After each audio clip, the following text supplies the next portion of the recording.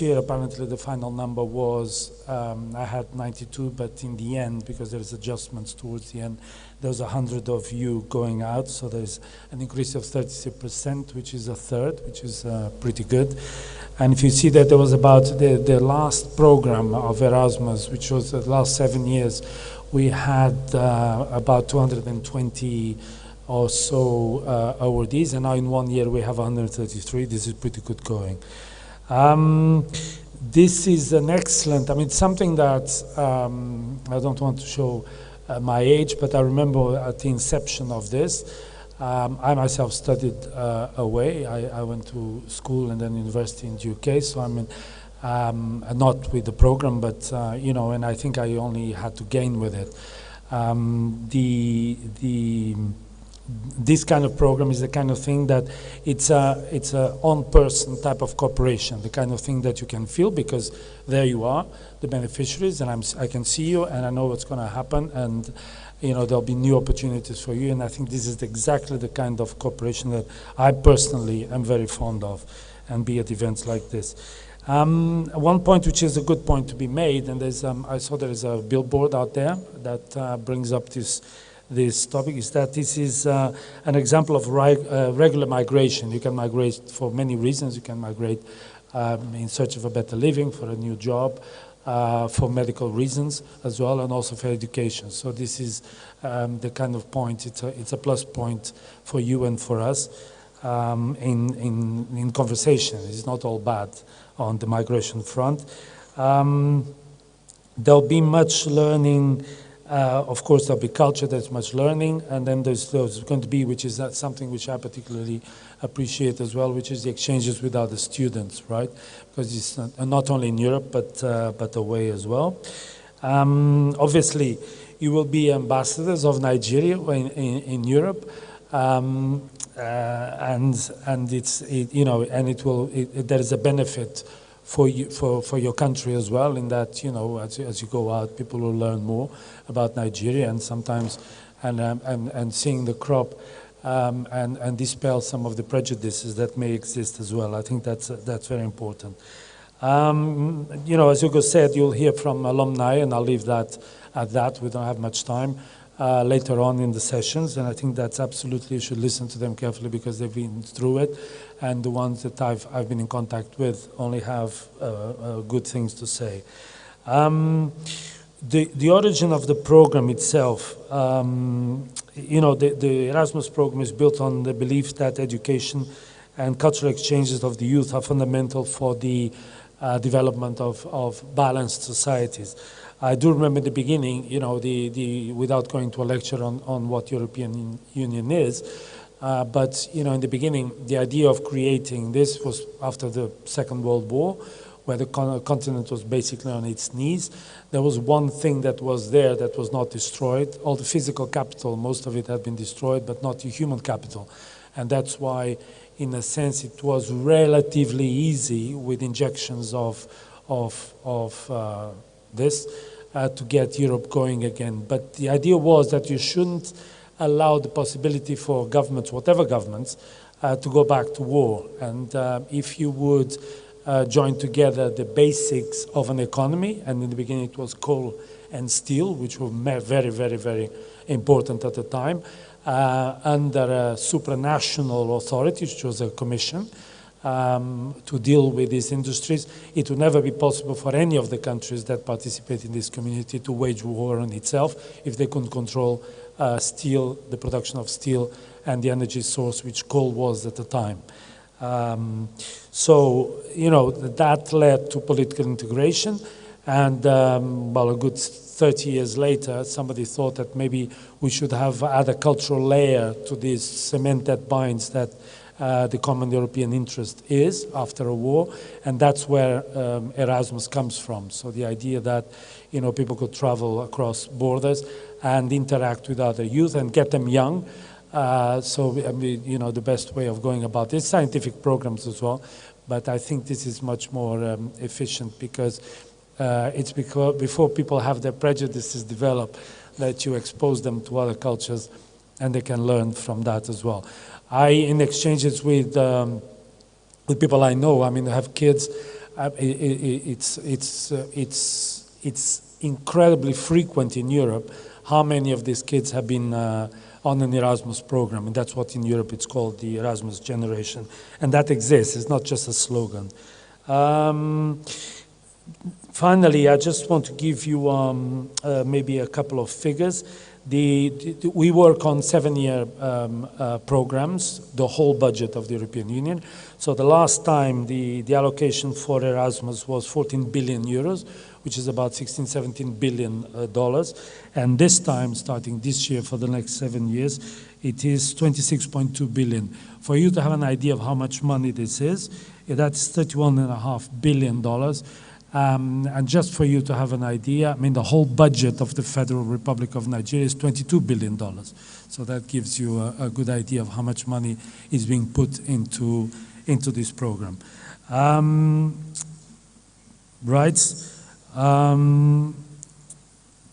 Yes, the new program, and that's worth mentioning, is not just for students. I mean, here we're concentrating on students, but there is also possibility for academic staff as well, and cooperation between institutions, universities and institutes, and other organizations as well across the board.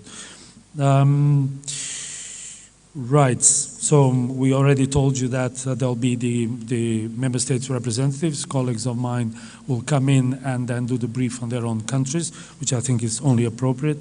I hope you have a fruitful day here. And of course, because we need to get something out of you in the end, we also expect you when you come back that you become in this country or wherever you go, ambassadors for the European Union as well. Thanks very much. I'll leave you at that. Thank you.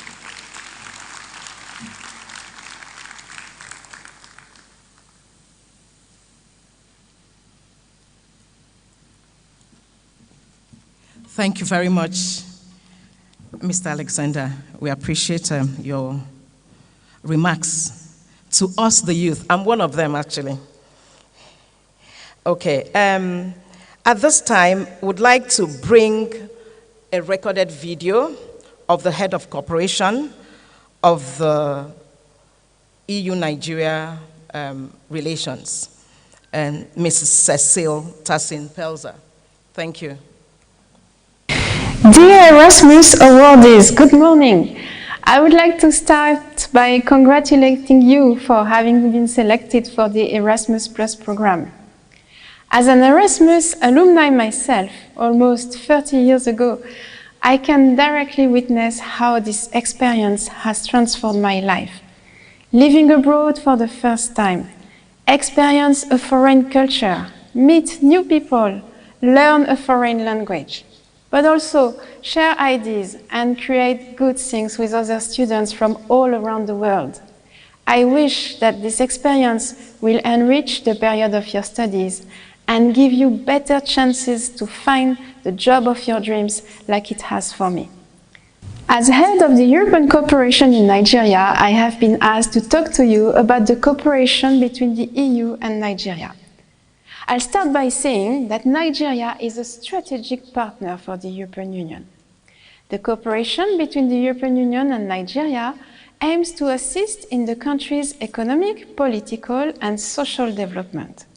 This cooperation dates back to 1976, when Nigeria joined the African, Caribbean, and Pacific ACP group of states as a signatory to the Lomé Convention. The relationship between Nigeria and the European Union was suspended in 1995 due to the political situation. But with the return of democracy in 1999, relations between the EU and Nigeria were resumed. For the past 20 years, the partnership between the ACP countries and the EU has been covered by the Cotonou Agreement, which is a comprehensive agreement covering political relations, development cooperation, and trade. In 2008, Nigeria and the EU decided to take their relationship to a new level through intensified dialogue and enhanced cooperation. In 2009, the EU and Nigeria formalized this commitment in the form of the Nigeria-EU Joint Way Forward. They agreed to intensify their political dialogue and to hold at least a yearly senior officials meeting and a ministerial dialogue. The main areas of priorities identified for such dialogue are peace and security, good governance and human rights, economic development, including trade and regional integration, energy, environmental sustainability, and climate change. The most recent ministerial meeting took place in November 2020. The key principles of the EU development cooperation are partnership, ownership of the beneficiary countries, based on EU core values, human rights, democratic principles and rule of law, and based on the UN Sustainable Development Agenda 2030. It is also focused on poverty eradication, human development and sustainable growth, and of course, equality for women. We also encourage civil society, and to do all that, we work in close cooperation with the European Union member states, forming together what we call Team Europe.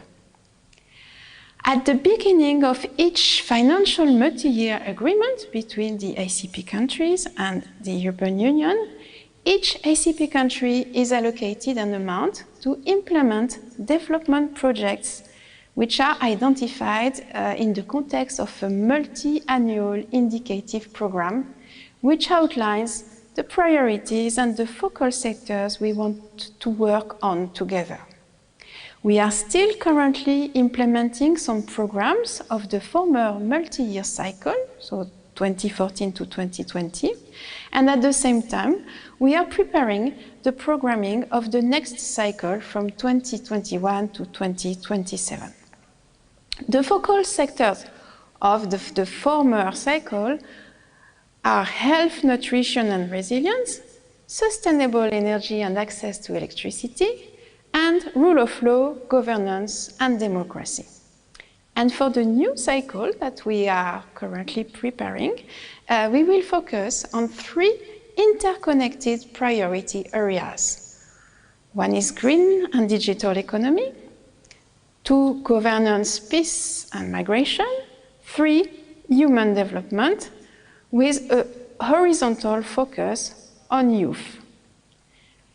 In April this year, the ACP countries and the EU have initiated a new EU-ACP partnership agreement, the successor to the Cotonou Agreement. This agreement is a turning point that will make our relationship more political and fit for the future. It goes beyond the Cotonou Agreement in various fields. It sets clearly a joint vision to build peaceful societies and a world that leaves no one behind. How?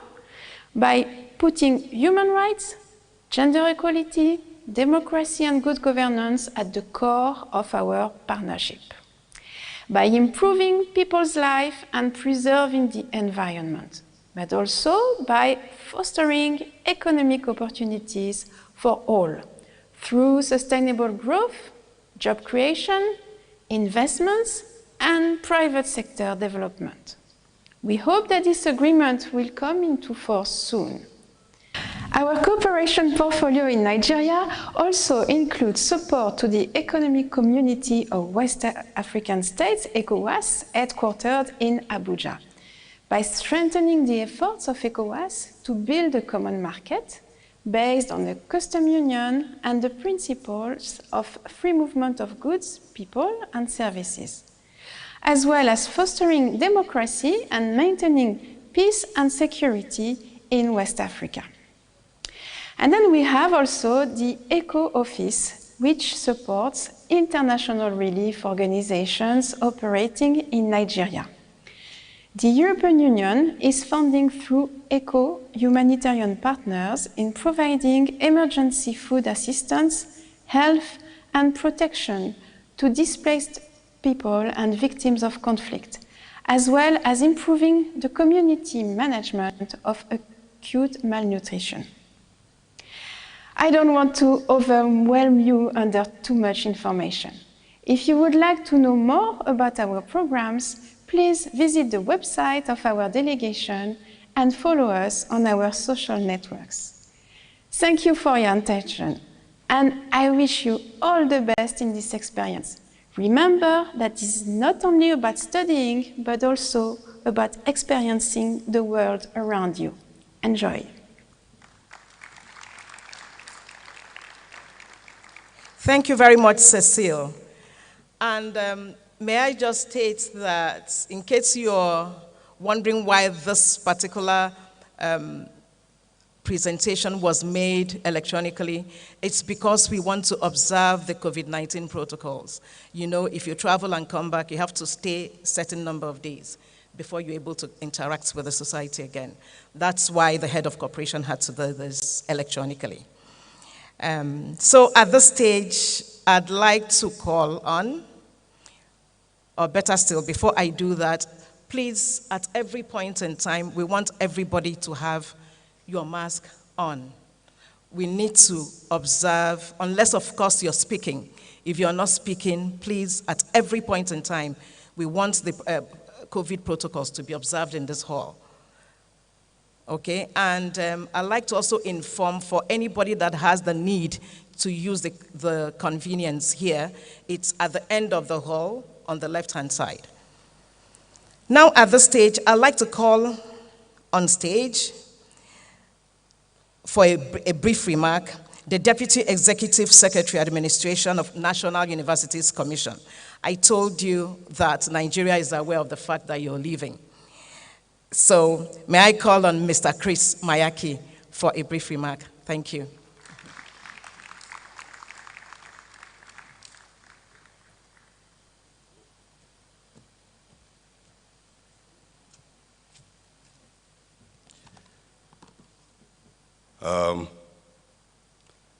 Let me recognize the chargé d'affaires at interim, Mr. Alexandre Borges Gomez.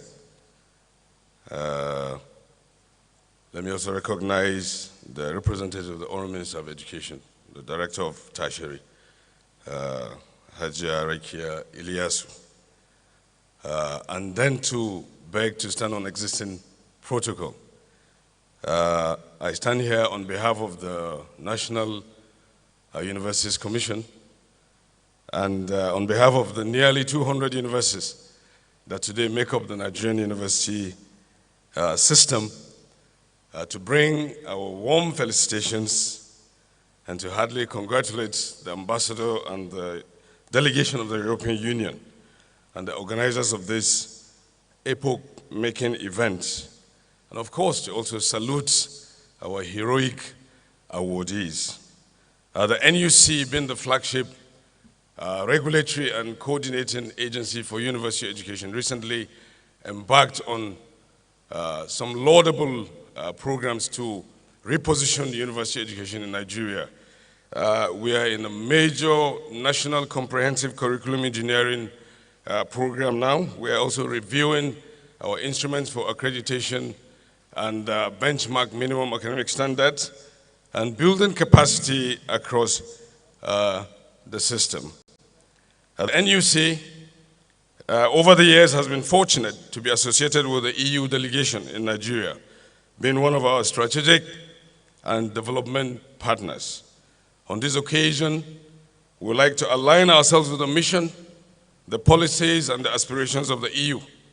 We make bold to state that we value our long-standing and excellent ties because of the huge benefits that this brings to our ongoing efforts at expanding the frontier of knowledge through faculty and student exchanges, academic conferences, provision of funds, and lifelong game-changing opportunities such as the scholarship awards that we are celebrating today.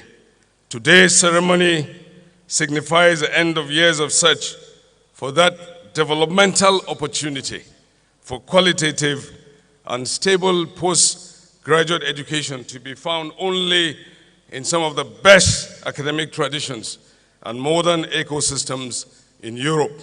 It also serves as a pointer to the dawn of a new life, that game-changing opportunity which will involve intensive academic toil, exposure to new cultures, and the beginning of new friendship, wherein you will be stepping into the real world and subsequently be recourse to the knowledge and skills that you require to bring about the much needed change to the world.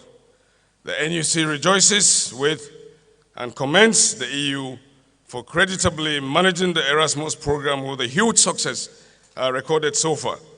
For us in Nigeria, our experience of this laudable program has been a win-win situation because the interventions have in no small measure contributed in enhancing quality in university education. We are also aware that considering the time, resources, and spatial constraints, it has been a very Herculean task managing these projects, for which we re-echo to the EU the deep sense of gratitude that we continue to feel as a university system. While congratulating you most warmly, let me urge you to seize this golden opportunity to join the ranks of notable Nigerians, here I mean your predecessors, who have gone through this unique journey with distinction.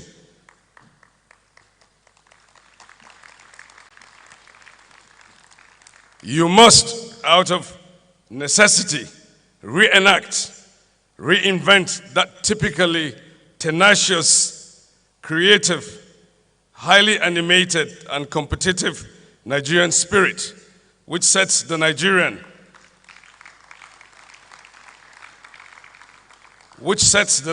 apart from other migrants worldwide.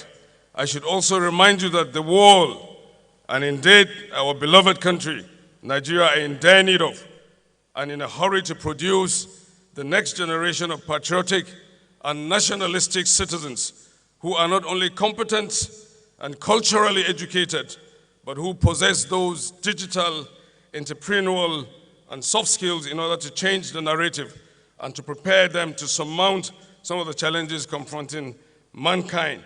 This is a clarion call that our own cohort of awardees can neither be an exception to, nor can you afford to play to the gallery.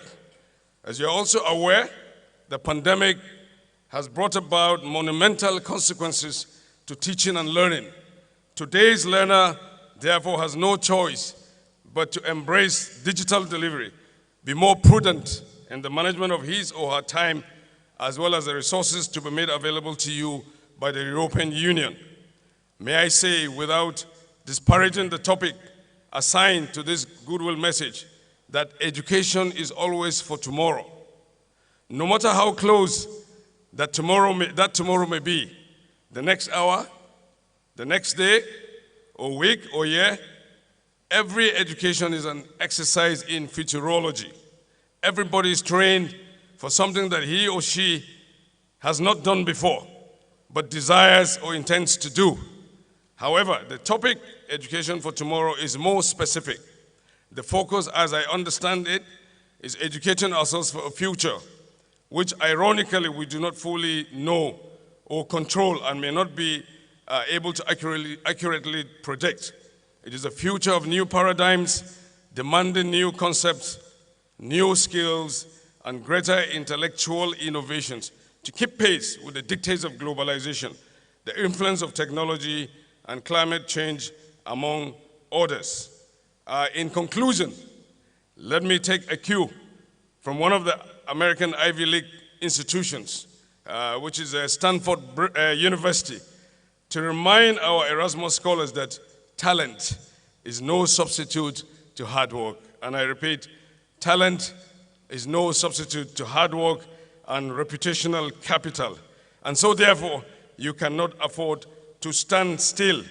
In that Ivy League institution that I alluded to, on a day like this, with an opportunity such as yours, the Stanford man and woman is told and is actually made to believe that he or she will rule the world.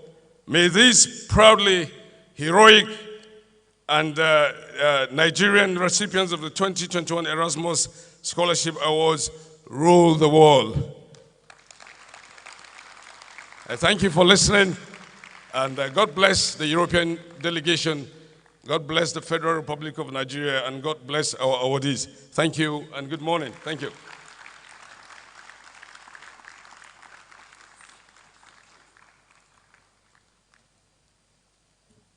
Thank you very much, Mr. Chris Mayaki.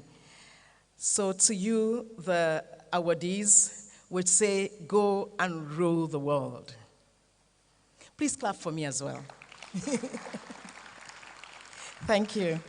Thank you.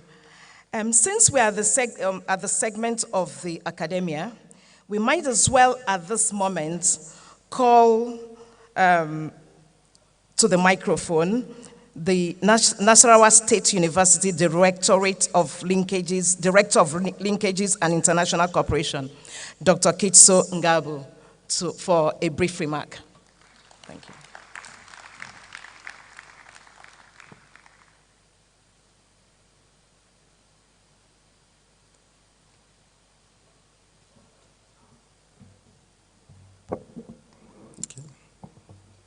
The EU delegation shared their fears, representative of the Honorable Minister of Education, and my immediate boss, Mr. Chris Mayaki from the NUC. All other very important dignitaries and scholarship recipients, I salute us. Thanks to mobility programs such as the Erasmus Plus. Mine did not come through the Erasmus Plus. Mine was through UNESCO. I'm a fellow of the Polish National Commission for UNESCO. But they are very similar, and the benefits I have derived, I must share with you now. This opportunity for those of you who are scholars today under the Erasmus Plus program makes you some of the finest at the end of your program. Solution givers, managers, captains of institutions, industries, makes you also ambassadors of peace, unity, not only back home in Nigeria, not only in Africa, but globally. At the end of your program, you are going to realize that you hate wars. You are going to realize that you value the human being better, no matter where he or she comes from.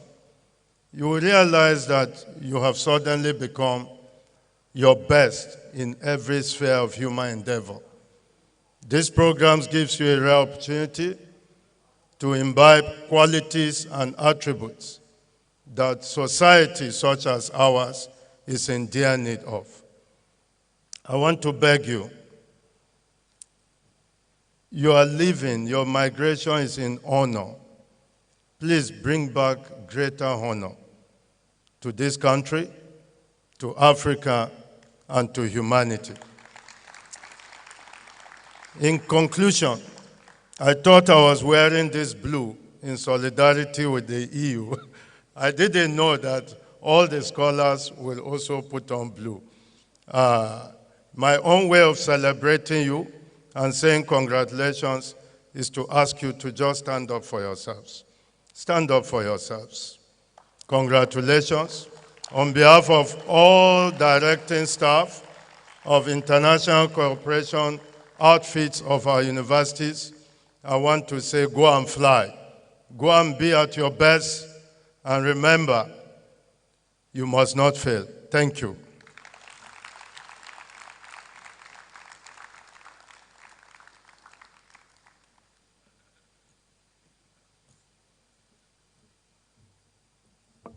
The 2021 awardees of the Erasmus Scholarship. You must not fail. You must go and conquer the world and bring back honor to Nigeria and to Europe. Thank you very much, Dr. Ngabu. At this stage, I'd like to call on stage a colleague and one who is in charge of education and the youth program in Nigeria to give us a brief history on the progression of Erasmus in Nigeria. May I call on Ms. Esme Stewart? Thank you.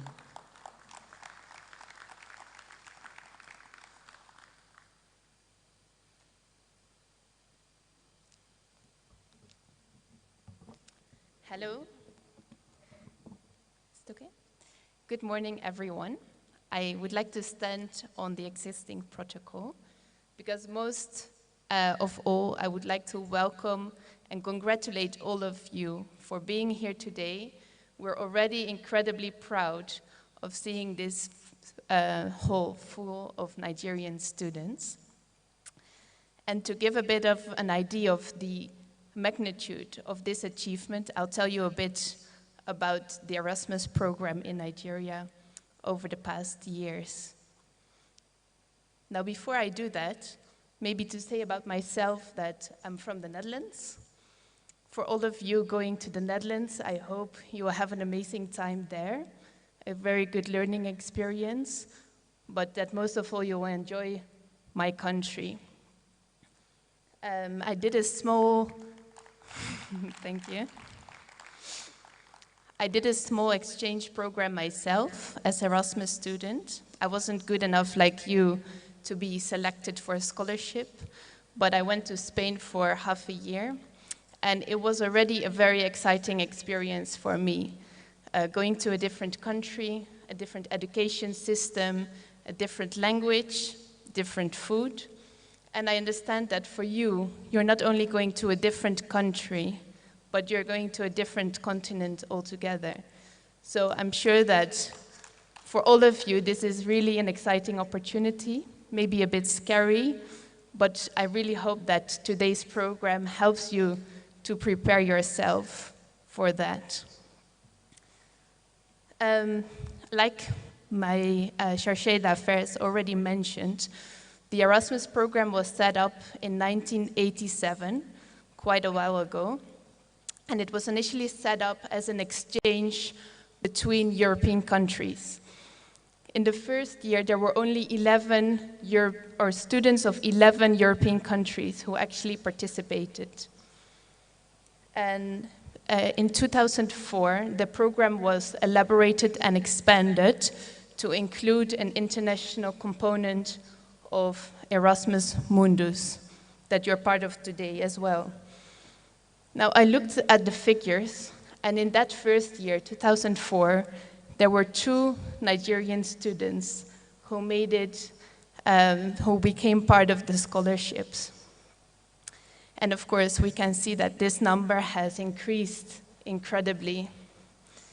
In 2019, we had 44 students, which was a record number at the time. Last year, we doubled that number with almost 100 students. And here, as you can see, you are 133 students going to different countries across the world for this year's program. And that is a record number that we have seen for Nigeria since the inception of the program. So as I said, we're really proud of that achievement, not for ourselves, but for you and for Nigeria as a country. Because the master program that you're going to attend to is set up with the idea and the belief that going abroad and enjoying a training or an education abroad is not only beneficial to you as individuals, but also to the societies and the countries that you come from. Of course, for you, going abroad has great effects on your possibilities of getting a job after the program. Now, in Europe, studies have already shown that students who have been able to study abroad during the course of their master's program are twice as likely to get a job within a year after graduation. and that is only within Europe. So I hope that gives you a perspective of how this program will really be able to benefit you. Now, like we already mentioned, this year is the start of a new Erasmus Plus program. And the Erasmus program is not only about scholarships, it also offers opportunities for projects, institutions, higher education institutions, and individuals in the EU and abroad. Like we already mentioned, the funding for the coming 7 years has been doubled to 26 billion euros. And there's a further increase in the opportunities that we provide to universities, higher education institutions, staff, and individuals worldwide. 30% of that budget is dedicated to cooperation projects for higher education institutions to gain experience with international cooperation, to strengthen their capacities, and produce innovative practices. So we really look forward to increasing and continuing our partnership with the NUC here present and all the other universities in Nigeria. Now, for those of you, the awardees here today, you are part of a total of 2,756 students going or having been selected for this year's program. The students, maybe to refer back to what I said, in the beginning the program started with students from 11 different countries, European countries. And this year we have students of 139 different countries participating in the scholarship program. For all of you, you're going to a total of 20 different countries. Among them are 17 European countries, plus the UK, Egypt, and Turkey. You'll be there studying in different locations for 12 to 24 months. Now, you've been able to see that on the stage today, a lot of us have experience going abroad during our studies. A lot of us have done some kind of exchange programs, and that makes me very sure that very soon we will see you shining on this stage or any other stage in Nigeria or any other country across the world as well. So I wish you a very good day. I wish you a very good period wherever you may go, and a very good, instructive day here. Thank you.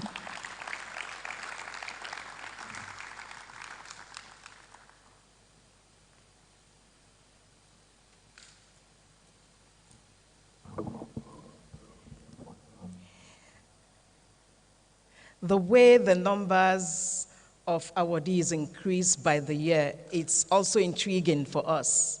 Because usually when the call comes and we try to publicize it in Nigeria, more often than not, we think that we were not able to reach the people that the call was meant for. But seeing this number of people, I know that next year we have 134, I think. It's 134. Next year, we hope to have 268. I pray that would work, would be the result for next year. So what happens is when this happens, when the call goes out, as you're expecting the results, we're also waiting with expectation, hoping that we'll have more numbers every year. So it's not just for you. We're also happy at what is happening in your lives today. Thank you very much. Thank you very much, Esme. At this stage, to encourage our awardees. I can't emphasize that so much. Like, it's been so enriching and being able to like connect my experience in the field with actual and then all of the critiques that comes with it. So there is just a lot that time would fail me to do, but all the best. And I wish you the very best going forward. No doubt the pandemic took its toll on butterfly experience of Erasmus life that we all anticipated.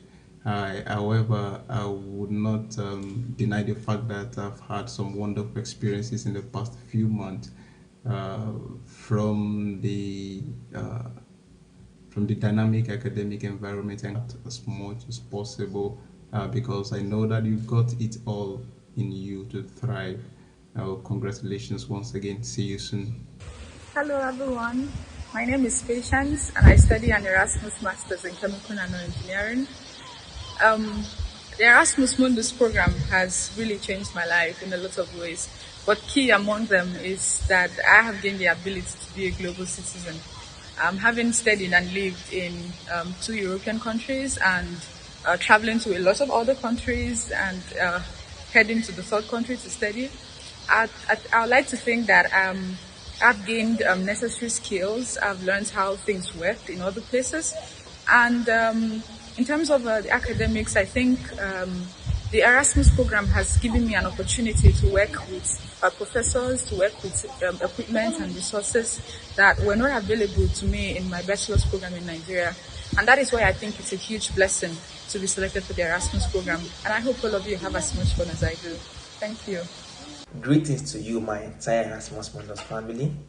I am Kingsley Ibabuchi, and I'm currently a master's student of the Erasmus Mundus program in plant breeding, otherwise known as eggplant. I was selected in 2020 as a beneficiary of the Erasmus Mundus scholarship, and I must confess that the journey so far. Is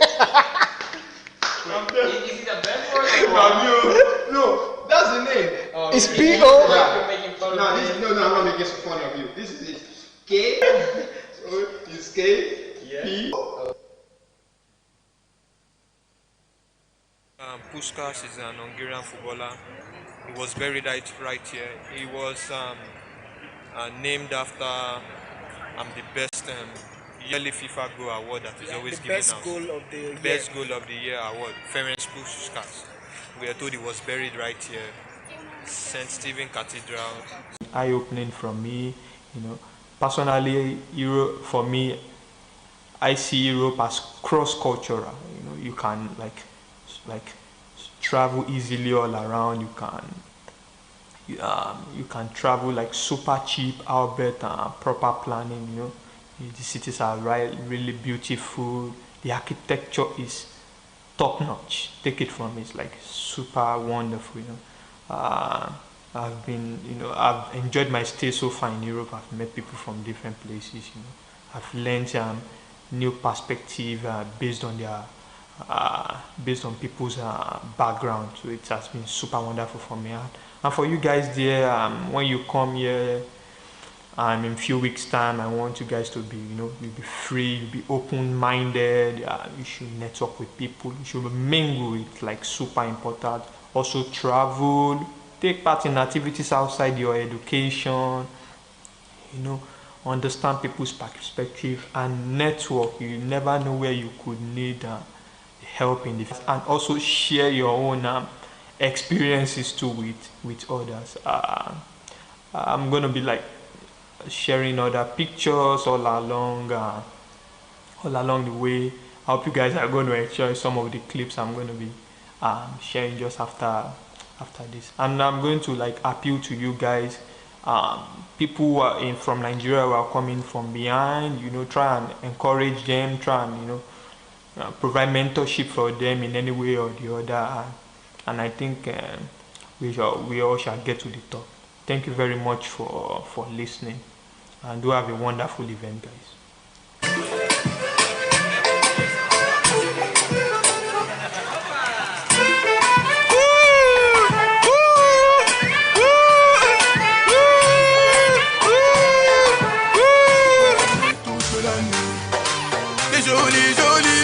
Ma chérie t'embête de bolide.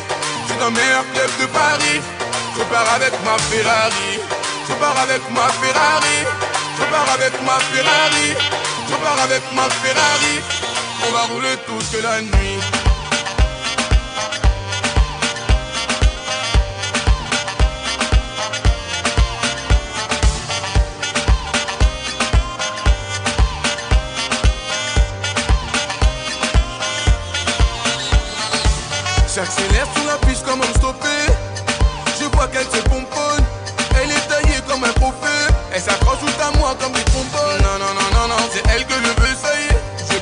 dépense comme deux saillies. Je m'occupe de tout, j'ai un bon salaire. Viens chez moi, t'inquiète, je dormirai au salon. Ma chérie, t'es jolie, jolie. Rentre avec moi, ne préviens pas tes copines. Tu sais très bien que je ne suis pas ton style, mais je pilote aussi un terrain hostile.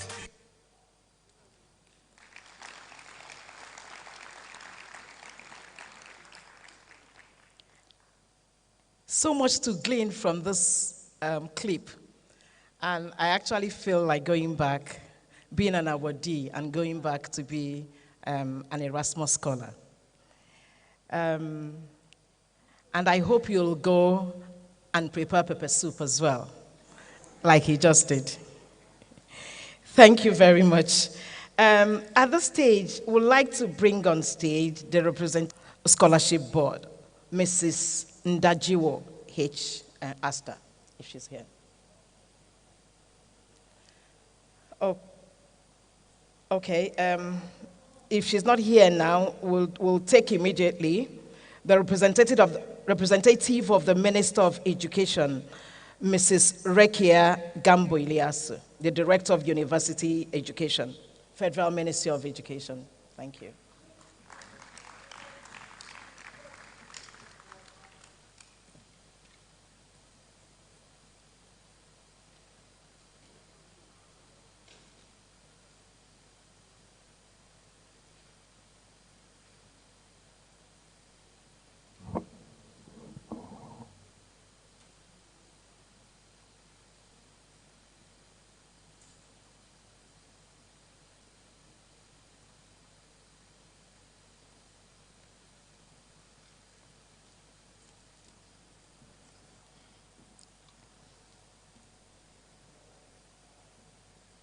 The team from the European Union, headed by the Charge d'Affaires, Gomez,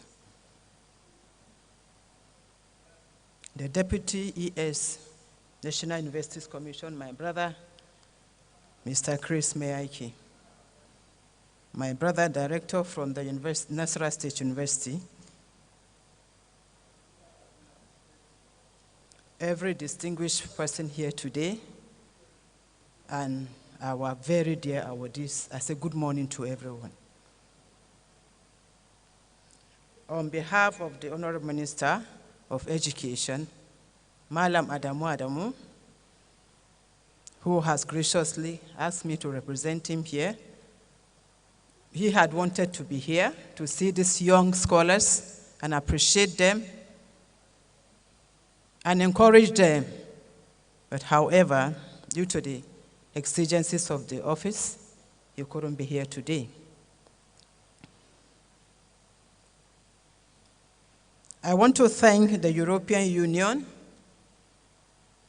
and the Erasmus Plus scholarship program for inviting him to the pre-departure orientation for the 134 Nigerian recipients of this 2021 Erasmus scholarship program. However, the Honorable Minister was given a topic to say something on, but it was changed later. I was advised to talk to these awardees as a mother, advise them so that as they are going, they know that they are living a quite different environment for another. So I'm here to talk to you, to advise you as a mother. I know mothers will always have things to say at this time. I want to advise you first and foremost that as scholars, your dreams is the first thing that is in your mind right now. How do you achieve this dream? You have to make your vision for what you want to become in the next 3, 4, 5 years. And plan your mission, how you are going to arrive at this your vision.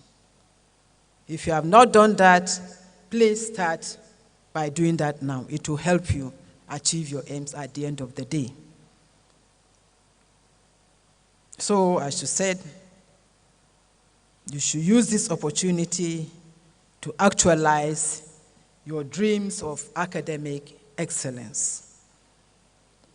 And our expectation and prayer is that at the end of your scholarship, you will complete your courses in flying colors and return home to impact on the younger ones. The 134 recipients are our high flyers. Therefore, you should try to maintain that standard. You are already up there, please don't come down. Maintain that, or you even go higher. So that by the time you return home, you'll be able to impact on the younger ones, on your achievements overseas. Remember that this achievement of yours did not come from nowhere. You have the environment which gave you opportunity to work. Your government has supported you, your institutions were there, your families were there, your teachers, and those that are important to you. So you have to remember this crop of people while you are there, so that you don't come back and remain where you are. Therefore, your success is not for you alone. It's for everybody that you have met on your way out. You are coming back as a better person, more educated, and you are ready to impact to the younger ones. As scholars from Nigeria, you are going to represent Nigeria wherever you are. You are going to be our ambassadors. Please represent us well. Please adhere to the rules and regulations of your country of studies and other countries you move on as you study. It is very important. As a scholar, you should be punctual in your various assignments and programs. Maintain that high academic standard that we have known you for, because you will not have the room to come down below where you were. There is no room that. There's a point you have attained, and we expect you to maintain that attainment. Conduct your research and assignment promptly as expected of you. And these days we know that ICT is a platform. The platform is very wide, but please use it positively for your gain and our gain. Like you all know, in ICT, we have the good, the bad, and the ugly. Please choose the good aspect of ICT. It's beneficial to you, it's beneficial to the Erasmus Plus, and it's beneficial to us. Because if you go anywhere outside that, it will be a negative on all this level of people that are involved. The EU is funding your program so that you will be useful to your country and the global community. Please reflect on this and adhere to this at all times. You are not just going there for yourself alone. You are going to be ambassador of EU also in future, not just ambassador of Nigeria. You are going to be a good ambassador of the EU at the end of your studies. Already you are already going as our own ambassador. So please maintain this positive attitude so that we shall all be proud of you at the end of the day. I wish to strongly appeal to you not to engage in any activity that will truncate your studies. It is very important. Your human relations is very important. Your behavior is very important. Your discipline is very important. Please adhere to the rules and regulations of this scholarship you have been awarded. It is a great honor. I'm sure thousands of you have gotten into this right from the beginning. Very few of you were able to reach this level. It is a great honor, and please do not play with it. Hold it dear to your heart. You are all going to reputable institutions in Europe. Please take the best out of this institution. We know that in every society, we have the negative ones, we have the positive ones. Please take the good. Jettison the negative aspect of wherever you go to, and maintain the good. It's always better at the end of the day. Make your parents and the nation proud of your success at the end of your program. We can never emphasize this enough. If you come back successful, you are all our children. And we don't want to see any other side of it. Please maintain that standard. It is very, very important. Continue to grow your talent and spur yourself to greater heights. Remember, you are a high flyer already. If you are not one, you will not be here. All of you here today are high flyers. So remember, the sky should not be your limit, but because you have the horizon to explore to your best of ability. I want to wish our dear scholars a great period in your various institutions and host nation, and a successful end of your program. I want to congratulate our dear parents and family who have nurtured you to this level, who have been there for you, who have assisted you to reach this level. Please, wherever you are, remember that they have labored for you to be there. And the only thing that will give them joy at the end of your course is when you come back smiling with the higher degree you have gone for. I want to thank the European Union, the Erasmus Pros, and everybody that have contributed to your selection and this ceremony, this pre-orientation for your departure today. We thank you very much. We wish you all well, and we pray that the good Lord will take you to your various destinations. Stay there, alive, strongly, and come back home with your degrees. Thank you, and God bless you.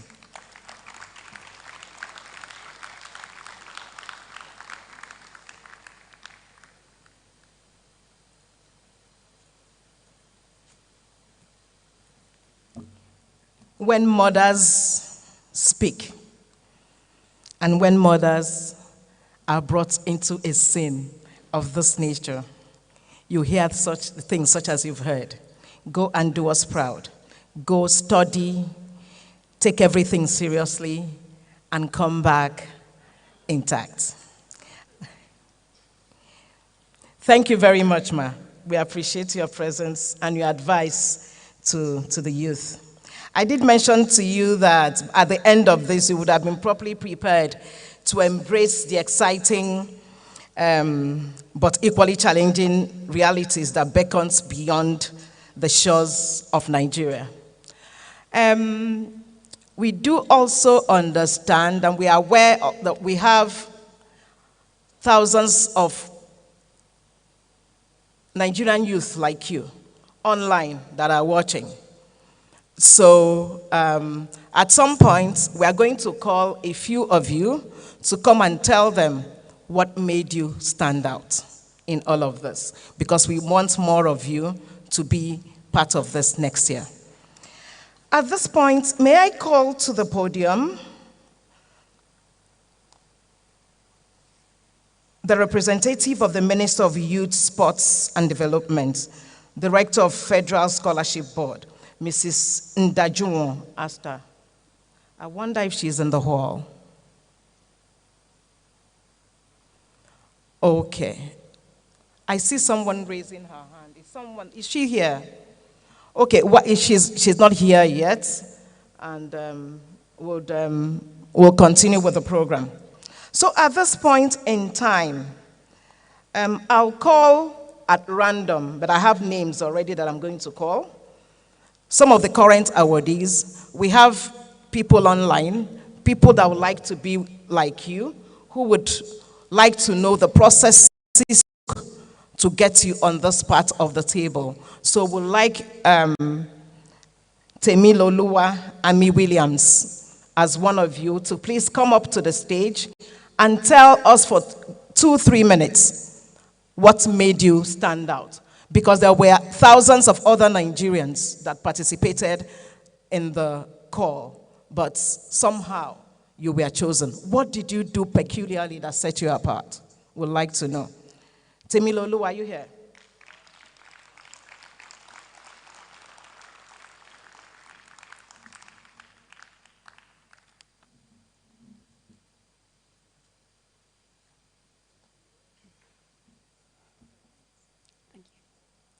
Good morning, distinguished ladies and gentlemen, fellow scholarship awardees. It's an honor to be here to share what I'm about to. My name is Temiloluwa Ami Williams. I am a theater arts bachelor degree holder from the Department of Creative Arts, University of Lagos, 2018. And I'm honored to be one of the Erasmus Plus scholars this year to study the ethnography and anthropology of dance and intangible cultural heritage with the Corriamondus program, an international master in dance, knowledge, practice, and heritage.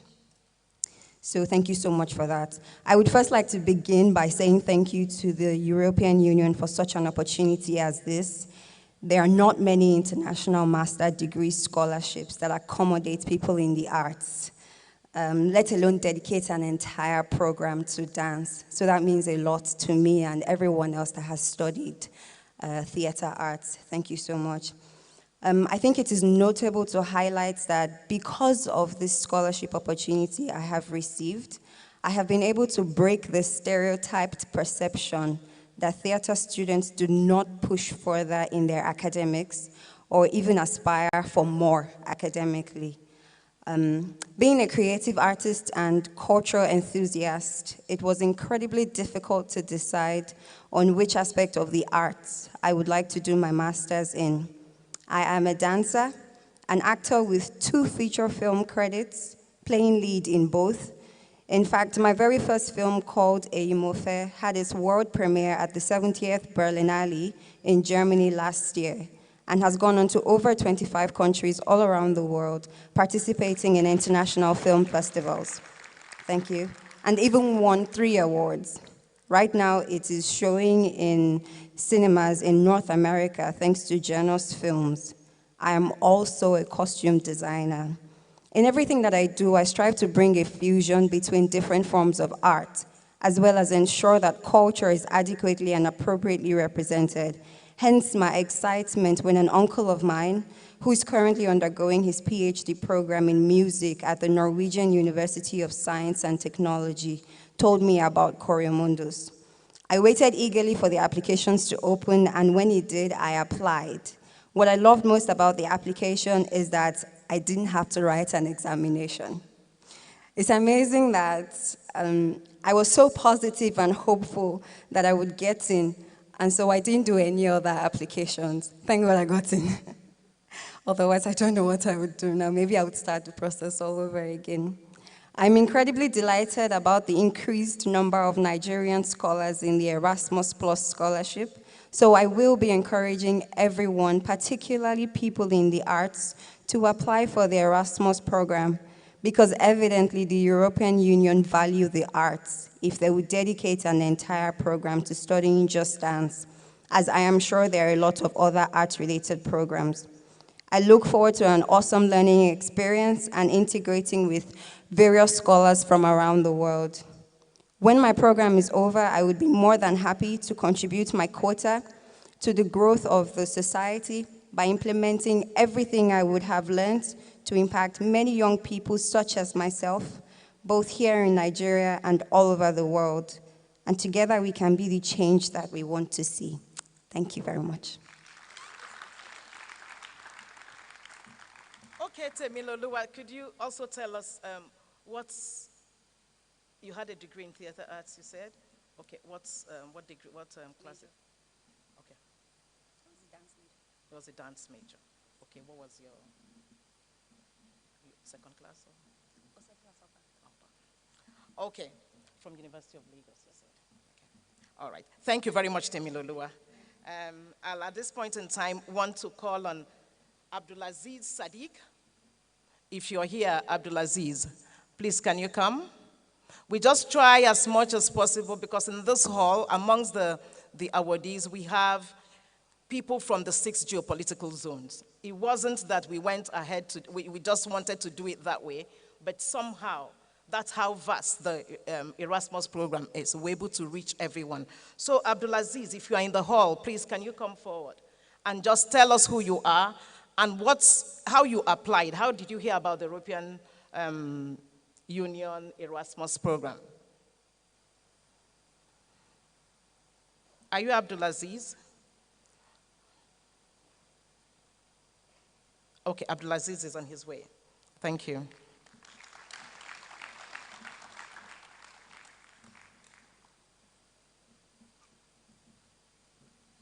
So our online guests, please take notes and know what these youth have done to get the scholarship, because we want you to be here next year. What should I say? Are you just going to talk about how? I thought we were briefed last night. Just say, how did you get to hear about the European Union, about the scholarship? How did you apply? What do you think made you successful? Good morning, all. My name is Sadiq Abdulaziz Abba, a graduate of electrical engineering from Ahmadu Bello University, Zaria. I heard about Erasmus Plus scholarship from different WhatsApp group and all kind of groups that I have been part of.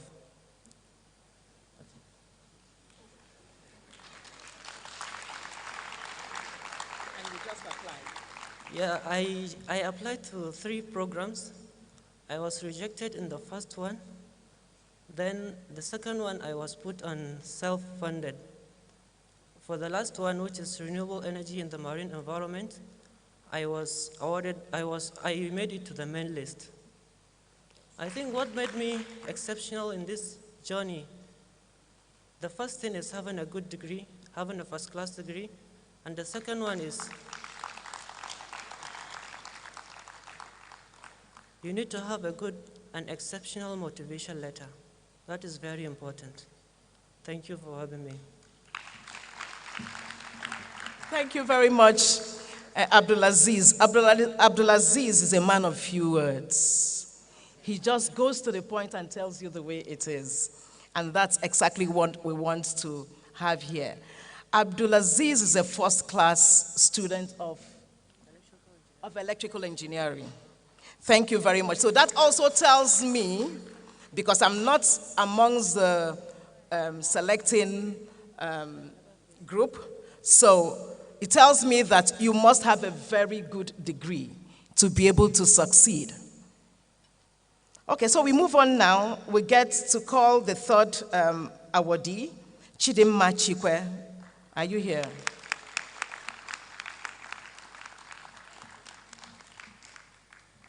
Please tell us how you heard about the Erasmus scholarship program, and what you intend to, what you did that set you apart. All right.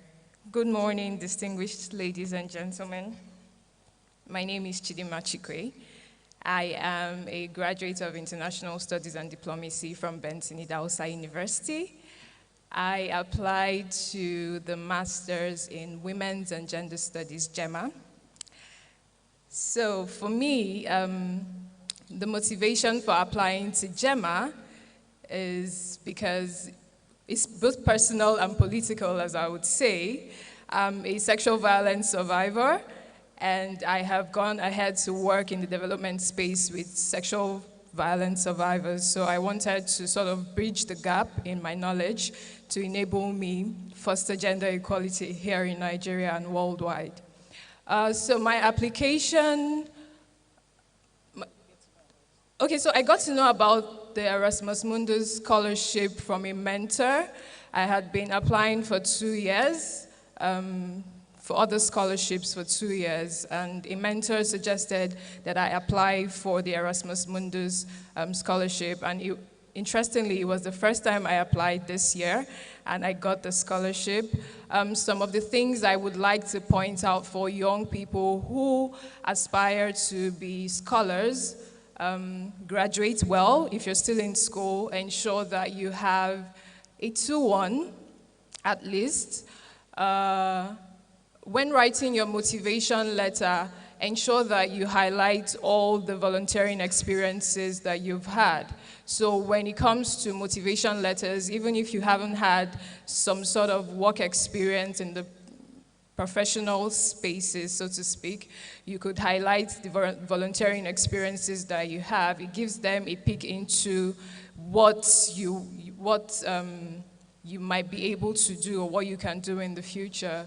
And speak passionately. My motivation letter was full of passion, and I remember during my interview with one of the professors at the University of Łódź in Poland, for me, it was a conversation and not an interview, because we were sort of gisting and talking about international relations and forced migration and all those things. So put your all into it, basically, and find mentors. That's what I would say. Thank you.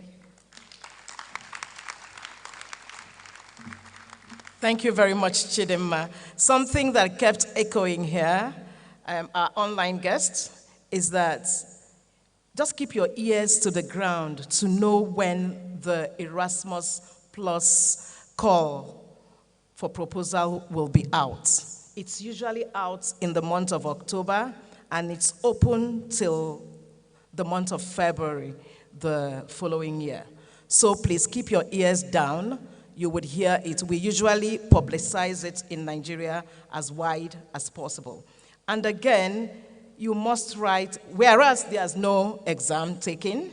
Teminoluwa is very excited that there was no examination. So, but there is a motivational letter to write. So you must write it, and like Chidimma has said, write it very passionately. Let them see your heat in it. Let them see your desire to be there, and you will get it. There's really no, it's not difficult. The most important thing is that you have a good degree and that you chose the right course. Thank you very much. So,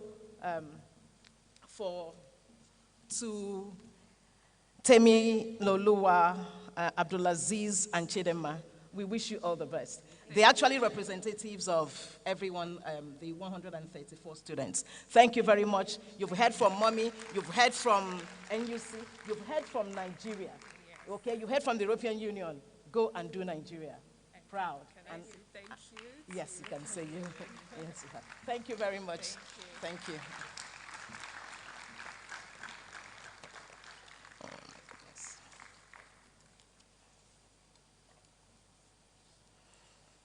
Okay. Okay, at this point in time, we've been sitting down for a long time. I think it's time for us to have a tea break. So if that is ready, we'll try as much as possible, please, to observe the COVID protocols. Please, I think we'll probably do that row by row, and we'll take care of our VIPs. If that is being arranged. Please, it's time for us to get up, take a walk around, take photographs, speak to people. By the way, there's a group in this hall, scholars that have gone and come back. Some of them here are professors in Nigerian universities. We can't forget the fact that they are here. At the appropriate time, you will get to hear from them. Thank you very much. Let's get up and stretch our legs, please.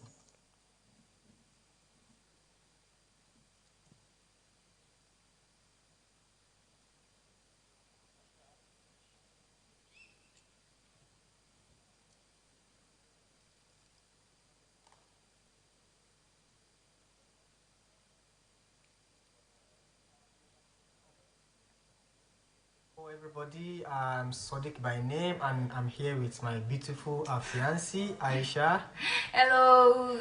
We are Erasmus Mundus students, the 2020-2022 cohort, and people call us the Erasmus couple. So I am in the leading international vaccinology education, the LIFE program. And I am in the Erasmus Mundus Circular Economics program. Yeah, so my mobility countries are Spain to Belgium and finally to France. Mine are Norway and Austria. Glad to be part of this Erasmus Mundus program because it has given us many life opportunities. Firstly, it gave us the golden opportunity to study in the world-class European universities and to witness the academic experience in multiple European communities.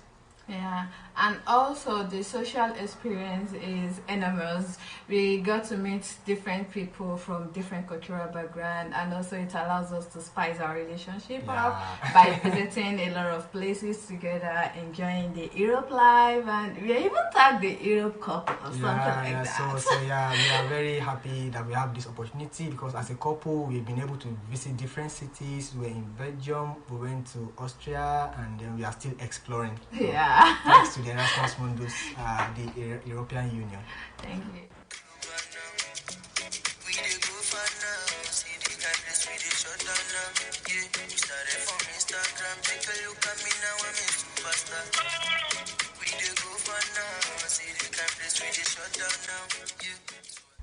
My name is Deborah Brown Majekodumi, and I am enrolled at the International Humanitarian Action Program called NOHA Plus for short. There are three topmost things I would say has been like part of the major things I would count. First is the network.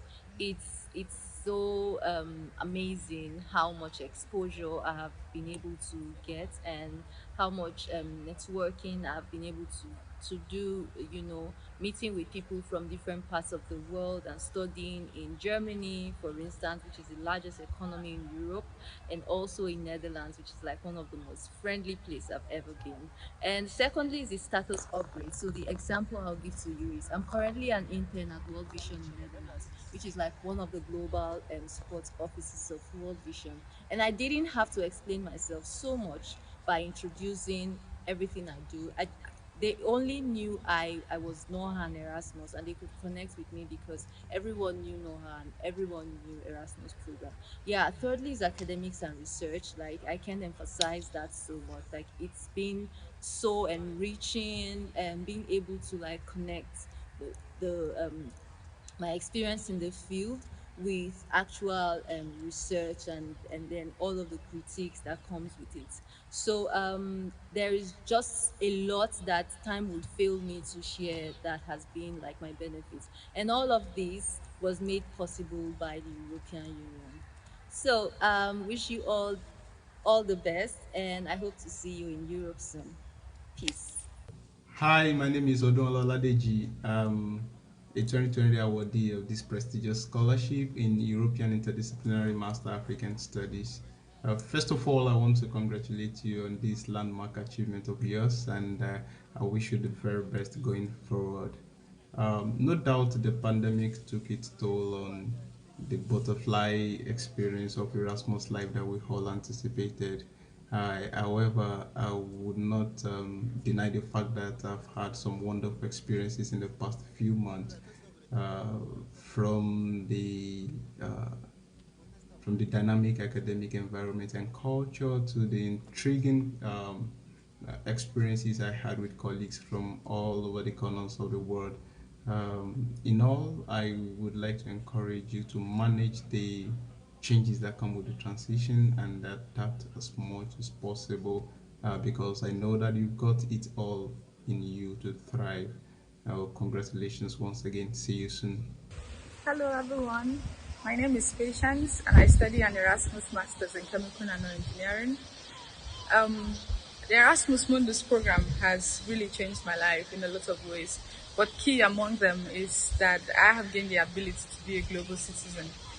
Having studied and lived in 2 European countries and traveling to a lot of other countries and heading to the third country to study, I would like to think that I've gained necessary skills. I've learned how things work in other places.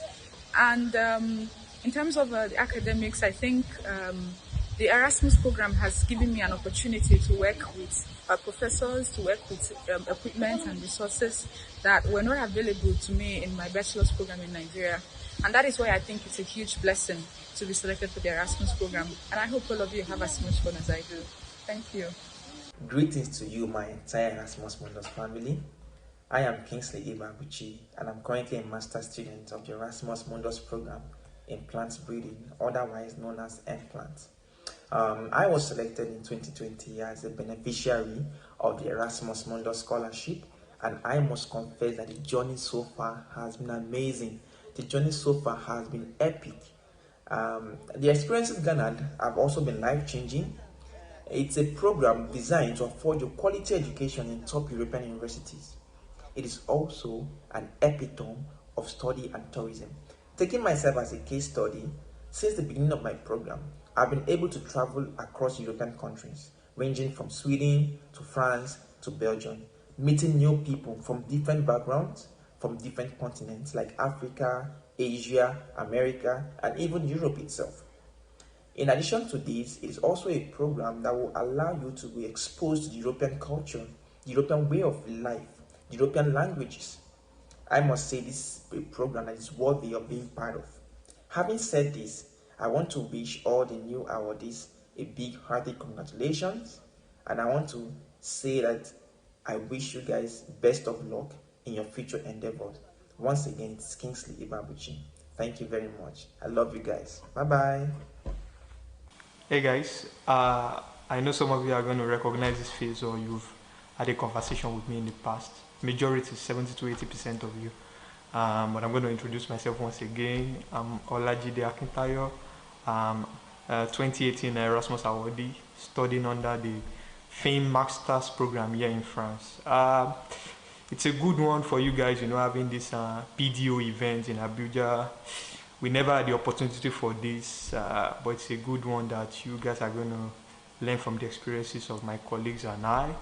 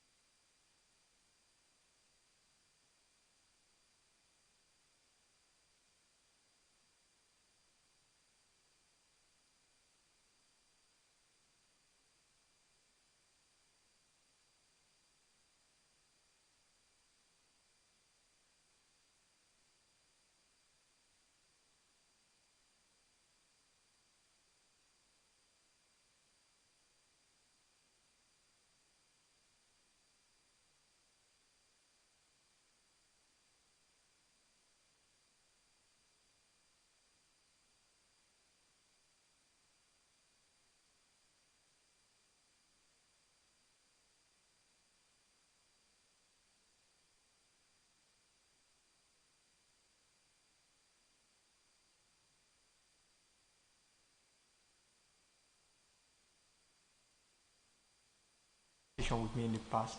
Majority, 70 to 80% of you. But I'm going to introduce myself once again. I'm Olajide Akintayo, 2018 Erasmus Awardee, studying under the Fame Masters program here in France. It's a good one for you guys, having this PDO event in Abuja.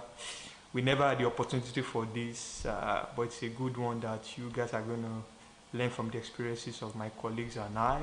And I hope it's going to be a good one during the event today for you. I'm going to be sharing one or two tips and some short clips and some videos alongside. I hope you guys are going to enjoy it. Just go along with me. And then this is fish. So say pomo. Sorry.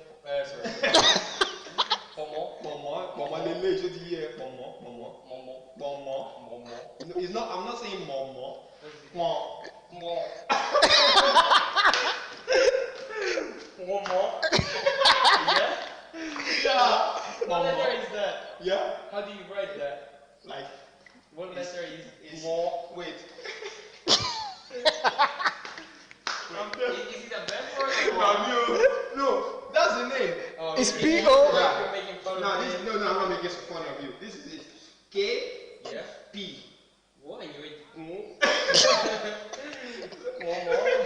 So it's K.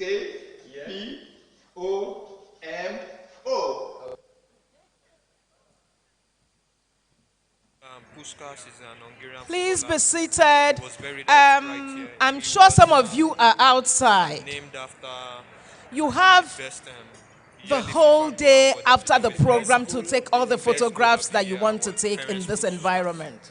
We are told he was This, buried right this here. venue is paid for Stephen the whole Cathedral, day. Central So Europe. you have the whole day to like to You take. guys, you need to fit I'll this. enjoin you to Visit please them. come back and be seated all friends day have been, still to eye-opening do for what you me. want to do. I've studied What you want to do. I've studied with students from different countries all over the world. Duly represented. Think of a punishment for Also, I've everyone had the that's not opportunity seated now. to work in a French After all, institution, you're all for students. example, during the year, and be able to have an idea of the French work culture. So I've also been able to improve my French language. And Please do not forget to with maintain the level I was before COVID coming to protocol. Europe, but, If right you are now, not as an speaking, intermediate you must level, have your I face can mask converse on comfortably at all times, in please. French. So other highlights also are, networking And please with ensure that colleagues. you sanitize I've had the opportunity to taste food from as many different, times as possible. countries. Like in my program, there is something we do. We call it the food exchange party. So everyone comes together. You cook food from your native food, then you come, you exchange. I've also used the opportunity to cook something from Nigeria.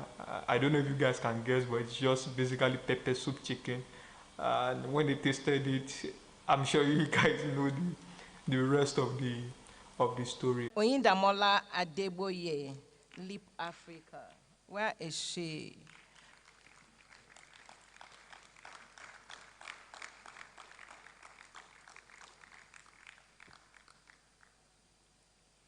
We also have a current scholar in Europe, but he's here, and we thought he should also be able to give you some information that will be worthwhile. And I'll get to the stage also, Mr. Oluwaseunla Adewusi. Oluwaseunla.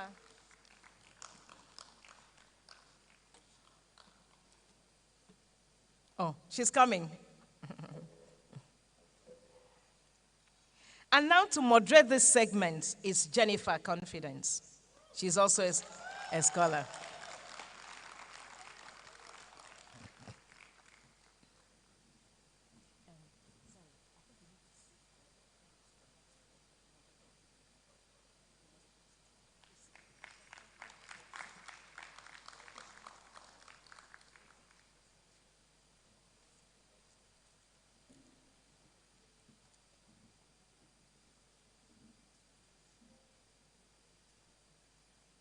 Okay, at this stage, I think introductions, and then Jennifer, you take over. I'm stepping down now.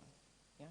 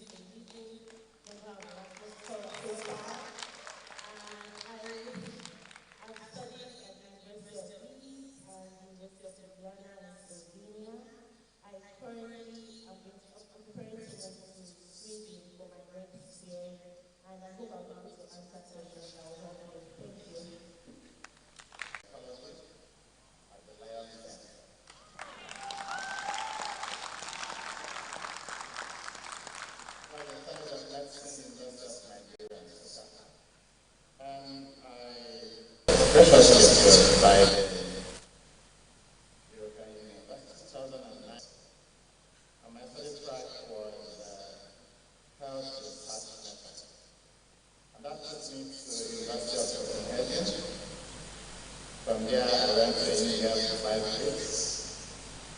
Then went back to the University of London and completed that at the University of Bergen. Then came back to Nigeria. So, well, that's me. Thank you.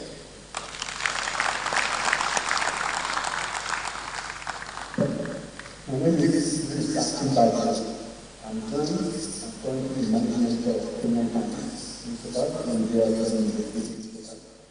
I had my main program in 2014 for the post-development civilization. Thank you.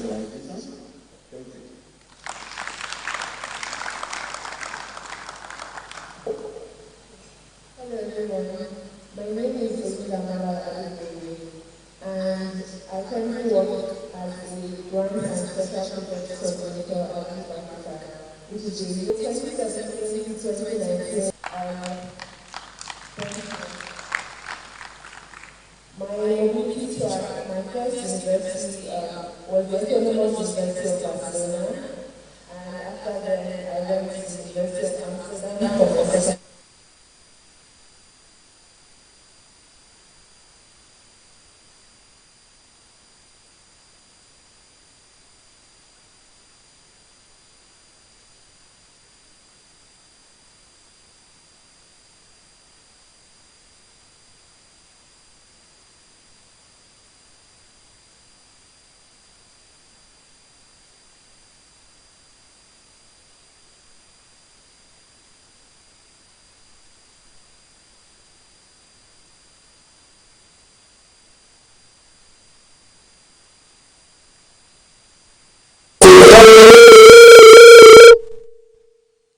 Second semester, I was in Dublin, Ireland, and by October, I would be moving to Czech Republic And hopefully by March, I would be moving to Germany for a research placement I got.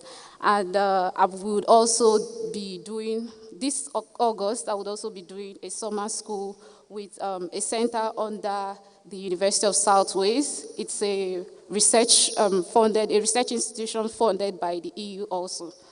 So, moving, thank you so much. So, moving on,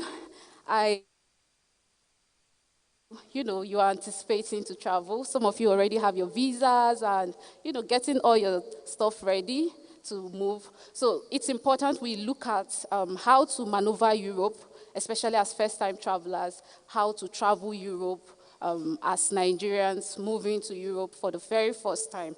So on this, I would like to start off by asking Prof his own experience, and then we would move to Sheula, who is a 2020 awardee. So we want to get from the experience of Prof, who had his a couple of years back, and also from Sheula, who is a current scholar. Prof, please.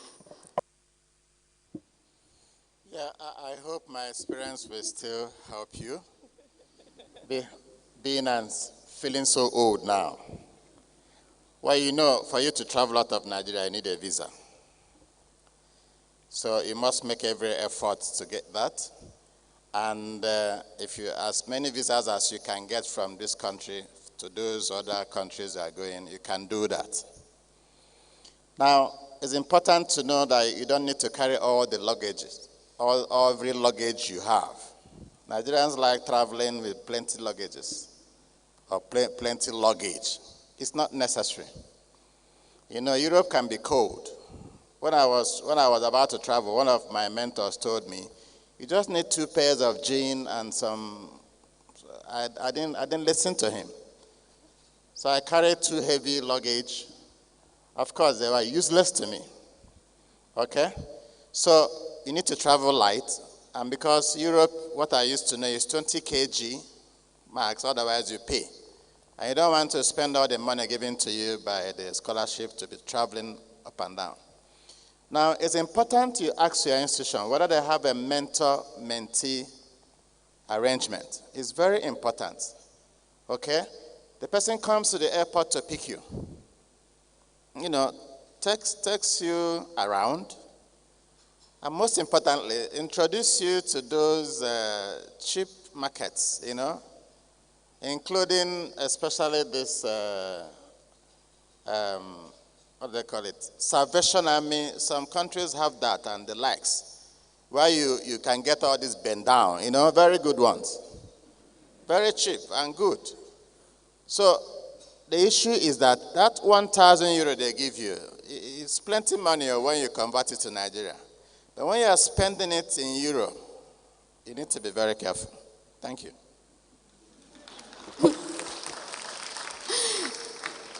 Thank you. So, Sheula, we would like to get your experience, culture-specific stuffs they would need to travel with. Maybe things around clothing and maybe food items, because some people would still, at least the first 3 months, still want to have a taste of Nigeria. It could be really difficult to immediately adjust, like maybe food items, or it could be any other thing that you think they could take with them. Thank you. I think the first now says you don't have to go with salt. Like, I'm saying this important. Salt is really heavy, when you think about the density. It's a heavy food item that is everywhere in the world. So don't take salt. When you're packing your food, I started with that because when you're packing your food, the whole idea is to take things that you would not easily find where you're going to. You'll find oil. There's sunflower oil. You don't take power oil from Nigeria. I was speaking with certain scholars and the kind of things they want to take, I feel bad for them.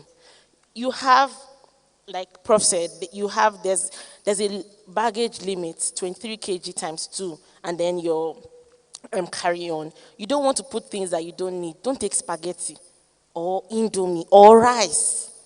You don't need those things. There are things that you can easily get anywhere in the world. If you want to take egusi, I understand, because egusi will be quite expensive where you're going. If you want to take pepper, I agree, because you might not find that easily except you have an African market, and you may not find that easy depending on your location. So these are some things that you should take. And you should also know about the flight rules. Some things like palm oil, I heard you're not allowed to travel with that. So many times, if you take palm oil with you, by the time you're at the airport, they remove it. Some people try to, smuggle it, and it stains their dresses and all of that. It's not necessary. So when you're packing things that you want to go with things that you won't easily find. If you want to take some native dresses, maybe one Ankara, one senator, it's better to take that than to take 5 jeans and shirts. You get, because you most likely want to get something else that fits the weather where you're going to. So that's another thing. And when you're going to where you're going to, try to find an African community there. In Slovenia, there are not so many Africans or Nigerian students, even in the Erasmus program, compared to when I was in the UK. In the UK, there were so many Nigerians around. An African store was very close to my house. But in a place like Slovenia, it wasn't like that. I think there was just one store, and it was really not close to my house at all. But when I got access to an African woman who was also from Nigeria, I got to know that, okay, in this place you can get plantain. In this place, you can get habanero pepper. In this place, you can get this kind of African food to buy. So that's important too. And in some countries like Slovenia, you might have student discounts for buying food.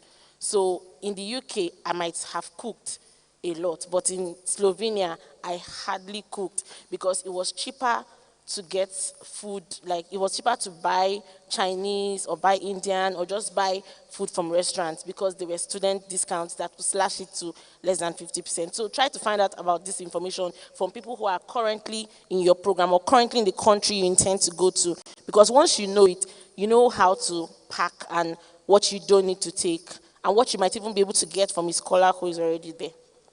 Thank you. Thank you so much, Sheola. Another aspect we want to look at is coping with multiculturalism. You're moving to, I know Nigeria is quite diverse, yeah. You have the Hausas, you have the Igbos, you have people from the Niger Delta and all that. But it somehow can be different moving to an entirely new country, a different continent altogether. So we would like to hear from two alumni, starting from Oyindamola. Yeah, how can they cope with, multiculturalism, adapting to it, even though they come from a society that is quite diverse?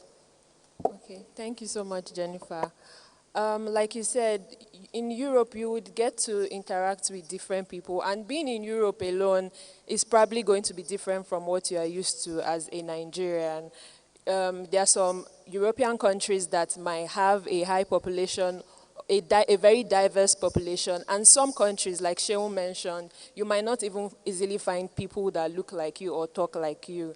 So just, being aware of some of the cultural realities that you will meet on ground is always very good for you. And one very important thing to do before you even leave Nigeria is to read as much as you can about the country you are going to. I made that mistake because I thought I was doing an English program. I didn't even think of doing as much research as I needed to do, and I was going to Spain. My first culture shock, I couldn't even talk to my the taxi driver. So it's very good for you to even, if possible, learn a little, basic conversations that you can have in that language. It will really go a lot to help you, at least for your first mobility country, just getting to know about the culture, learn a bit about the language, basic greetings, informal and formal conversations is very important for you. And then when you're in the program itself, you would get to meet people of different cultures, different orientations, different religions, people from different countries from across the world. It's very important to have a very, very open mindset and not be too stuck in your ways. It's important for you to carry your identity as a Nigerian and as an African. I proudly carry my identity as a Nigerian, as a black woman everywhere I go. But it's also important for you to recognize that you are going to be interacting with different people and you need to respect them. Don't have a very limited way of thinking or communicating with people. Be very respectful of their identity, of their lifestyle choices, of anything that they decide, or the way they decide to present themselves as human beings. You will find yourself in spaces that you will be like, oh, I never knew about this. So that's one beautiful thing that Erasmus does for you. It really opens your mind. It opens up your mind to different realities, different perspectives, and that helps you to be a global citizen. You are able to really think more broadly, even about Nigeria as a country and how we relate with the rest of the world. Because you as a Nigerian, you are like a representative of your country in a broader global environment. And so you are able to really know more about the position of your country in the world. You are able to think more broadly about even the challenges we are facing, and then look at the program you're doing, how that space where you are in, what you can bring and contribute, even in your own little way. So it's very important to have that very broad mindset, develop your perspective on different issues across the world. I'll just stop here so that... Sure, thank you for that. Mr. Idris, can you give your perspective on that also? I think Oyindamola is very right. As much as possible, try to be open-minded. There is no culture that is superior to another. It's just try to realize that people come from different backgrounds, and at the end of the day, we are all human beings. Respect for all cultures is very, very important. And one of the things you would realize is that the way things are done here probably will be different from many of the societies that you find yourself. But as long as there's mutual respect in your relationship with people, and you always ask for clarification and help when you need them, I think you'll be fine about it. Another thing related to that is if there's an orientation program by your university or even by the community, please try to attend the orientation program. It's very, very important. A lot of times the university tries to bring experts who try to help you understand the culture of the society, the culture of the university itself, and the culture of the people. So right from the orientation, you begin to realize that there are some things that you ordinarily think is okay. For me, for example, one of the things as a young man going to Europe to study, one of the things that was surprising for me to learn was that in Denmark, it was found to be rude, for example, for you to, what we call check a girl in a supermarket. I was like, why is it wrong? And like, no, you don't do that here. You try to let people appreciate you first, know you before you ask them out. So there are basic cultural differences. None is superior to the other, but you have to try to learn and understand the various cultural differences. Thank you. Thank you. This comes to mind. You know, I've wondered why I've been walking on the road and, you know, somebody have not checked me. But this is why. So, you know, you just try to understand the cultural difference. In Nigeria, you know, you could easily meet people in supermarkets and you're like, hi, and, you know, you vibe with the person, you get to interact with the person, and you just talk from there. Sometimes it might not be the same where you're going to. So that's basically what they're trying to say. So moving on, we'd like to talk about conduct.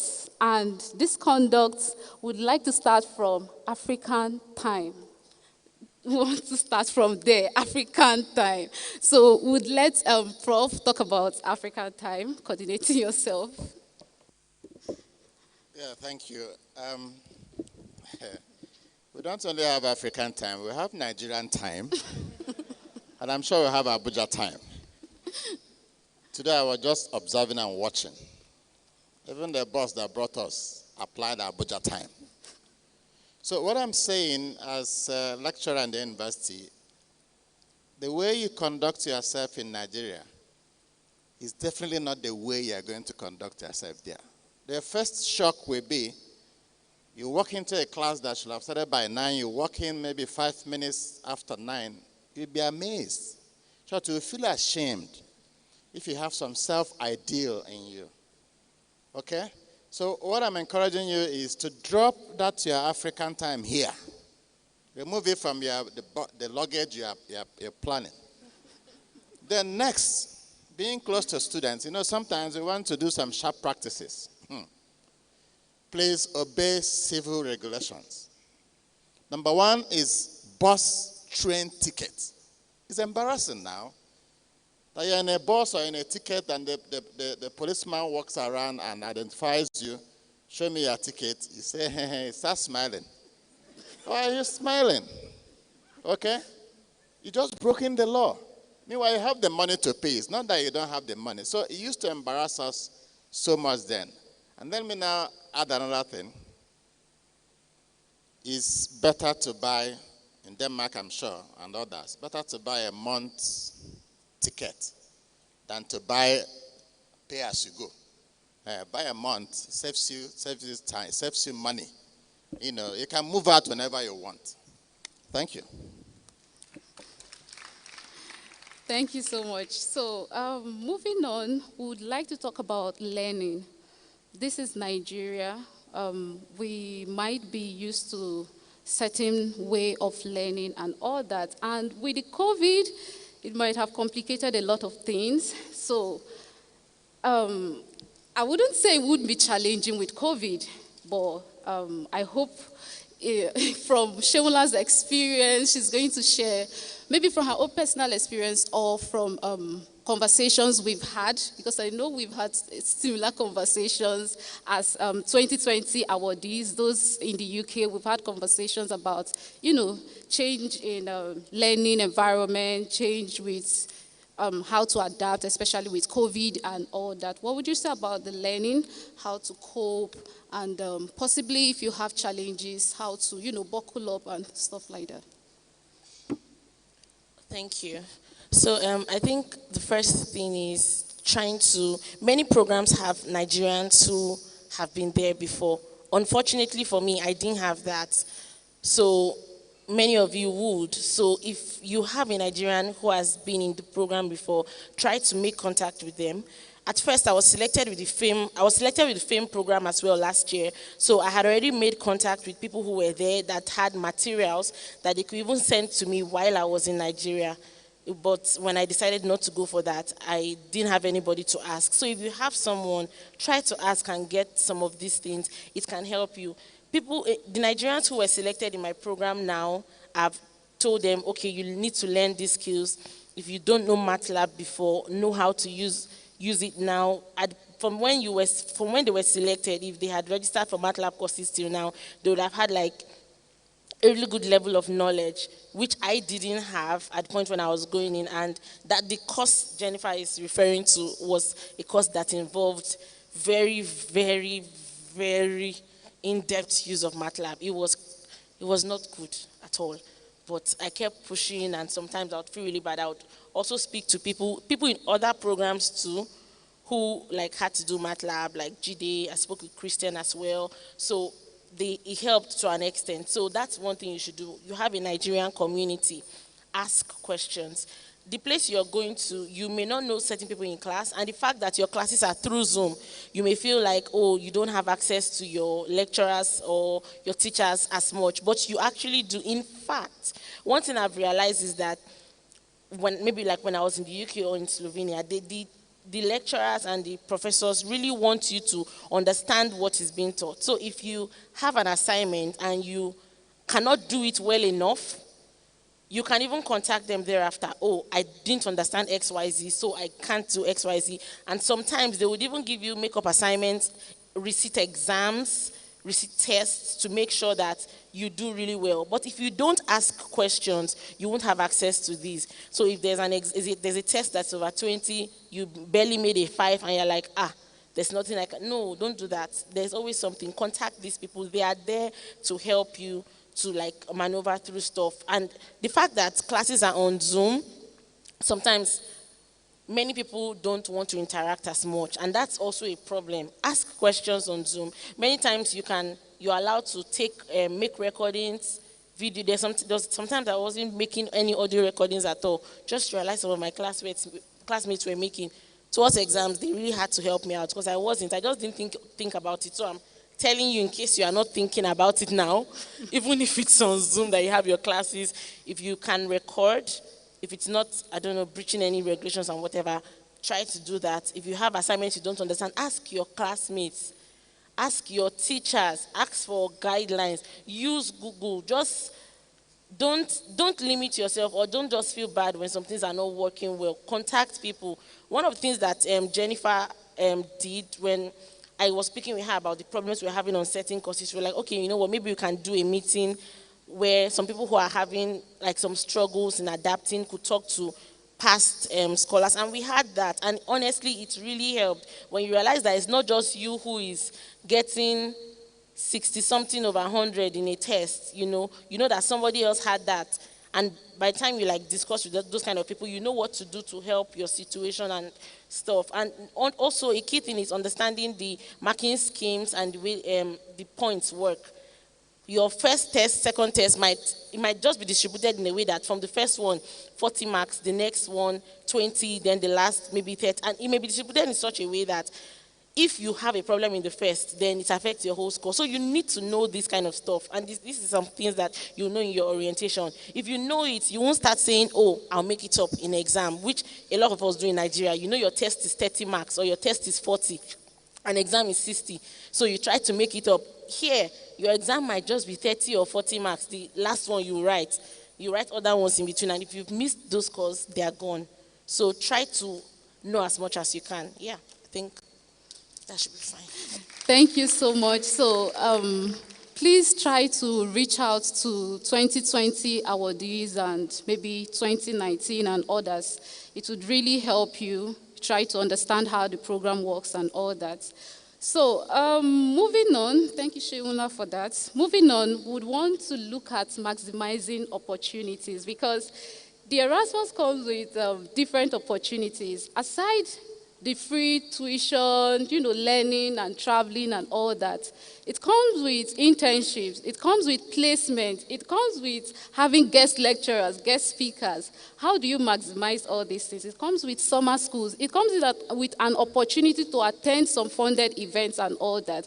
So how do you maximize these opportunities? It's important. These things are there for you, but until you reach out to get them, you might not really have it. For me, I've been lucky to get a placement, part of my Erasmus program. So I think it's also important we talk about that aspect. So from Oyindamola, what do you think about, connecting with guest speakers, maximizing your opportunity of having guest speakers? I've had guest speakers from the UN, I've had guest speakers from, national governments and all that. One of my guest speakers is even, I think the Irish rep to the UN, a permanent rep to the UN, I think so, yeah. So it's been important, it's been an opportunity to meet those people. And basically, what would be your advice? Have you had that opportunity, and what would you advise them? Okay, thank you so much, Jennifer.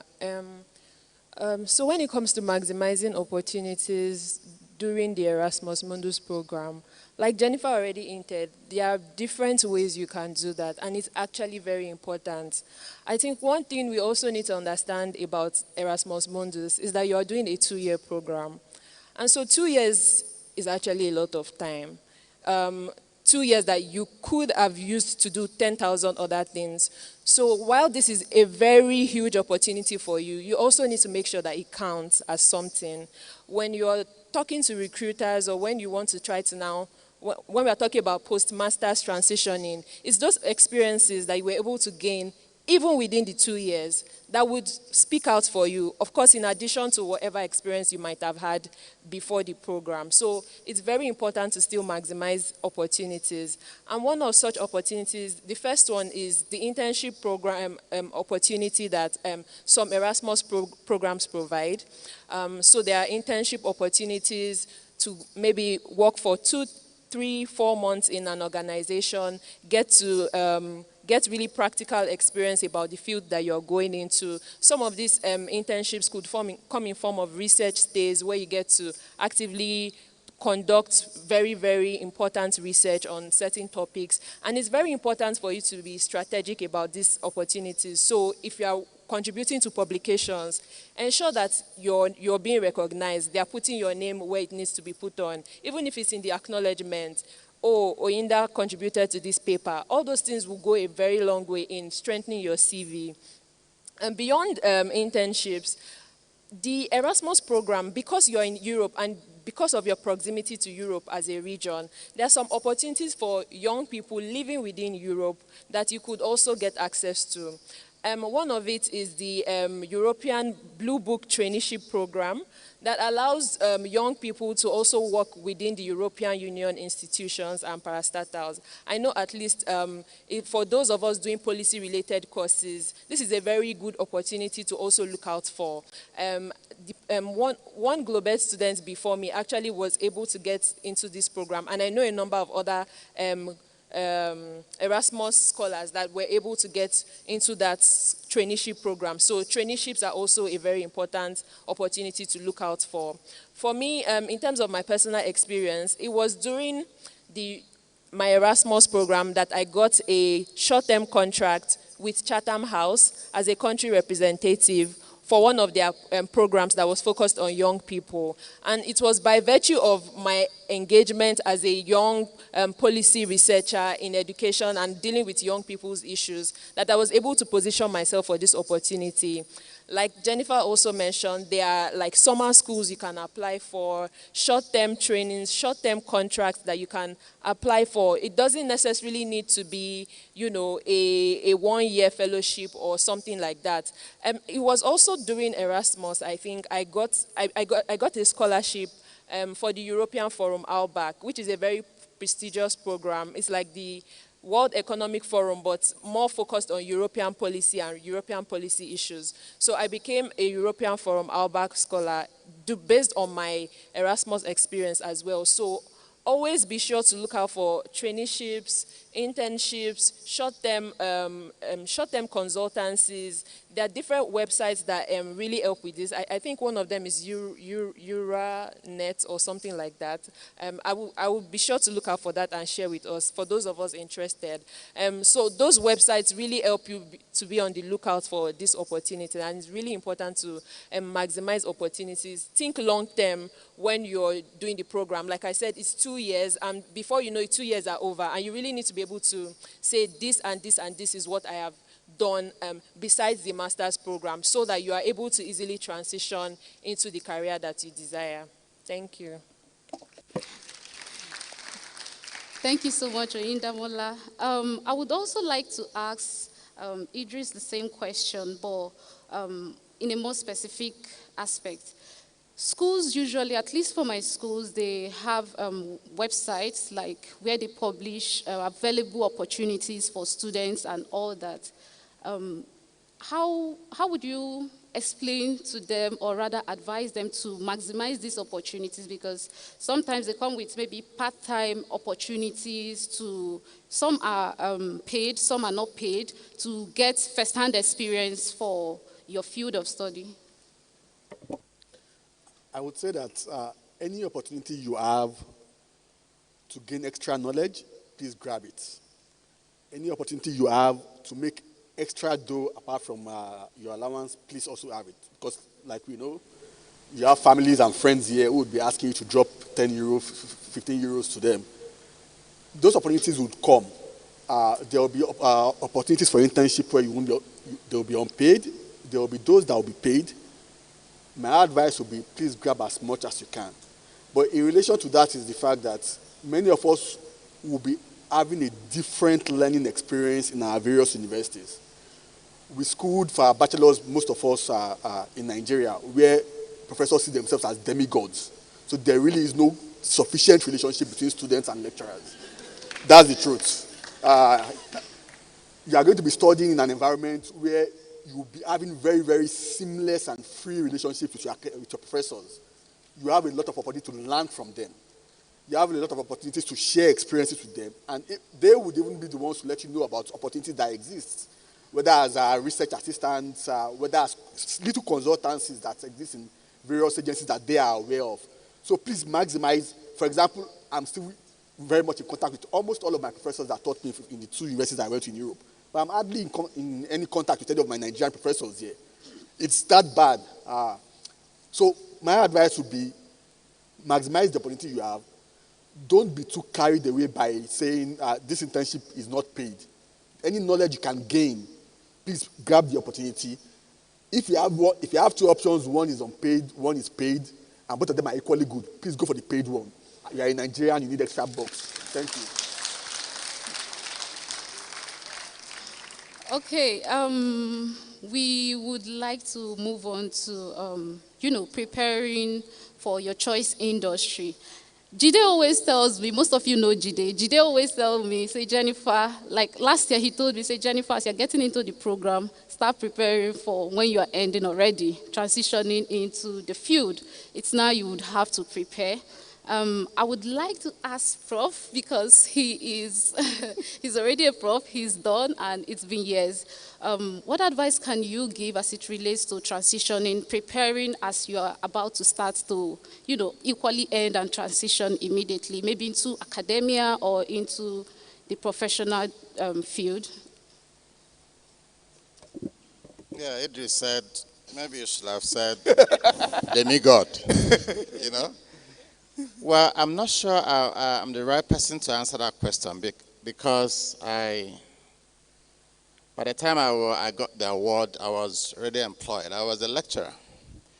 But I think the key thing is for you to have a goal, okay? You need to have a goal, define your targets, and pursue it. Now, what Erasmus Mundus did for me is simple, and I will say it everywhere. It's like a springboard.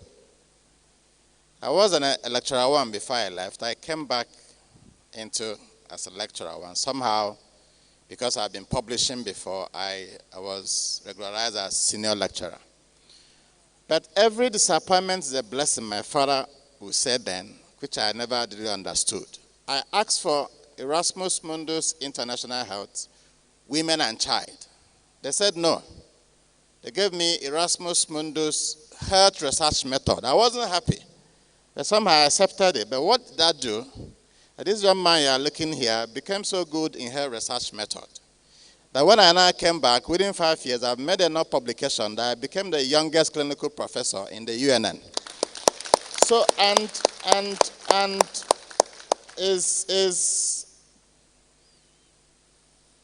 I announce it everywhere and I propagate it.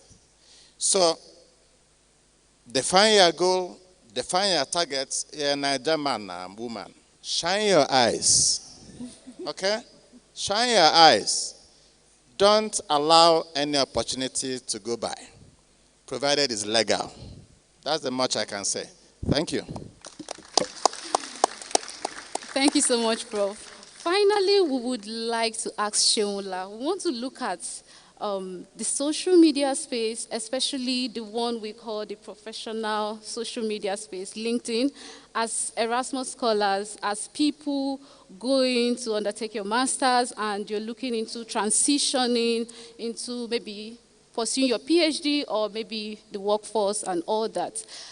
What would be your advice? Because I see that you're really active and engaging in social media, always giving relevant content and giving your opinions, and it's always there. And I really enjoy your posts. What would be your advice to them? Position, like we call it here in Nigeria, you position yourself. So you market yourself, package yourself. So what would be your advice? I think, firstly, I'm going to use something Oyidamola referred to about how you are a representative of your country and about how you have to be open. The social media space right now, in fact, I have a friend who wrote a book on social media being the new CV, how a lot of people want to know about you and they go to your social media. If I'm interacting with someone today, one of the things I do is I check your Twitter feed, I might check your LinkedIn too, but I check your Twitter feed. There are certain things that you might say. If I see that it is bigotry, maybe, yeah, you know what I mean by bigotry, whatever, maybe tribalistic, whatever it is, I would most likely not want to engage with you with certain opportunities. So if I, who possibly cannot give you a job can think that way. Imagine other people who actually have that power. Your social media creates your digital footprint. It's a CV that people see before you submit the CV you want them to see. So you have to make sure that the kind of things that you post on your media that has your details must be, how will I put it? It must be good enough to portray you. It must be kind of stuff that someone would see and be able to, still consider you for certain roles. If you're interested in policy, you're interested in maybe some form of politics and all of that, there are some things you should make sure is not present on your social media. So one key thing that you must do is make sure your social media represents who you want people to see in places that you get jobs or places that you get contracts or whatever. Make sure that your media represents that. And then try to follow key institutions in your industry. I follow certain people who make publications. I follow all the universities that are in my mobility. I follow them on social media. One of the things that helped me, there's this international China University of Mines and Tech. They had this summer school, and the University of Leeds gave scholarship to 2 students to attend. As an Erasmus student, I could apply and I got it. I feel one of the things that helped me make a good application is the fact that I follow these people on social media. Use social media well. You know what these institutions are up to. You'll be able to know what to apply for, when to apply for those things. Try to subscribe. You can I think there's a way you can follow some things on Instagram, on LinkedIn, to know when certain information. Try to do that. If you're in a program, for example, Tribals Masters has a media handle. Tribals also has the PhD. I'm following them as well, so that I'm also seeing things that are happening, just in case I want to maybe do a PhD in tribology with them. I'm going to be getting good information that will be useful for me. So as much as you're making sure your social media represents you, also try to connect with people. As I don't know, if you watch some videos that we posted about applying for Erasmus, one of the things we tell people is researching on professors or people that are in your field and doing stuff in your field. It's useful because if you follow them on LinkedIn, when they need somebody who is a graduate assistant, they are posting it there, you possibly would see it. So it's important. Create your image, let it be good. Follow people who would make opportunities that will be accessible to you, that will retweet something that you can apply for that will better your life. Follow those kind of people as much as you follow the others you get. So I think those 2 things are key in social media building. Thank you so much. I would also like to state that someone from the 2020 set actually an internship for Twitter. He was actually following the institution and the person that made the publication, and he got an internship, a paid one from Twitter. So you see how important it is, and yeah, that's the advice we are giving to you. Use it very well. On that note, we have come to the end of this session. Does anyone have any other thing to say? Yeah. Just a final word. Just a final word from me. In addition to what Prof said about having a clear focus, my advice would be right from the time you are about to leave Nigeria, which I assume is in the next few weeks or months, think of what you want to do after graduation. Many of you would perhaps not want to return to Nigeria. That's fine. That's the truth. Many of you would want to do so, would want to return after your studies. Know the category you belong to. If you belong to the category that does not want to return after your studies, then you have to realize that you have to learn the language of either of the countries that you are going through, because it will make it easier for you to get your residency if you eventually want to apply for one. If you are the one that wants to come back to Nigeria and contribute to the growth of the country, then think of the kind of profession or the kind of place you would want to work with, and think of the skills you would need to develop right there in Europe and learn. Libraries are very rich. There is a lot of virtually unlimited books I can read from the libraries to develop your knowledge and get you prepared for the outside world after your studies. Thank you. Thank you so much. Would you to give an opportunity to one male and one female to just ask questions. If you have any other question bothering you that we've not responded to, please just signify and you'll be identified.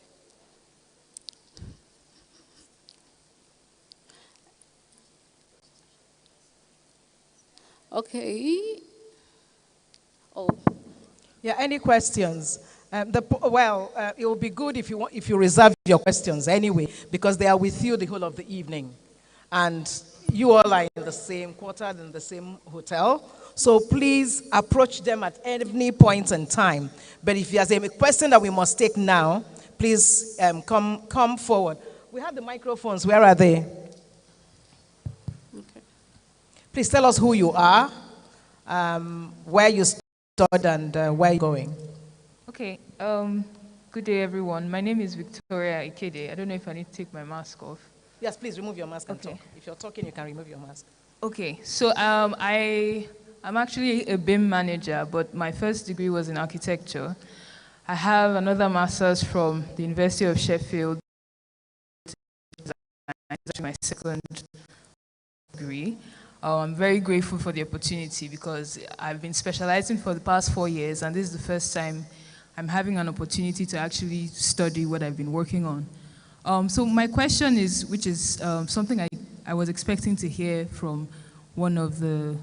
Try to know how it was done, that's one. Then two, there are certain rules they might give you. Maybe we need your account, if they are paying your money while you're in Nigeria, for example, we need your account details, we need to have them, that code from the banks, like Swift code and stuff like that. Make sure you get it correctly. And the way Erasmus programs run, like all the ones I've had to contact their information, contact email, they always provide information on what you need based on your country, based on your region, because they connect with current scholars. So try to find out, get the exact information they need so that your money is not hanging in Nigeria. And then once you get to the country you're going to, some people waste time, and that's a problem. If you need to get to the country you're going to, and the next, if let's say you don't have to do isolation or whatever, the next day you can go out, do what you need to do for banking. If you need, some of them allow you to use online banks like TransferWise. My program said we should open TransferWise accounts, so we did that. If you can do that, do it. If your program advises open XYZ account, just open it, because majority of the students would open it and it will be easy for them to send money to everyone. If you open a different one, when everybody is opening one, yours may be delayed, yours may take time and all of that. So just follow the rules and make sure if you have to maybe like do an internship or whatever outside, follow the rules of your contract. If your contract says if you're outside Europe for XYZ months, you won't get your allowance anymore. If you disobey that, you won't get your allowance. If it says maybe you have to study, you have to do your exam, whatever it is, meet up with expectation, and then you won't have problem with funding. Yeah, do we have more questions? But anyway, they are with you in your hotel. Please approach them, come to them and take their contacts, and then continue with your questions afterwards. Thank you very much, the panelists. We appreciate what you've done. And by the way, is this useful? Is this segment useful? Are you sure? Please give them a round of applause. Thank you very much. Thank you. Thank you. So in the next couple of years, you'll be the one on the stage. I didn't hear you say amen. Thank you. Okay, at this time, we will get ready for the media briefing. I haven't seen where this has been. Where are we setting up for the media?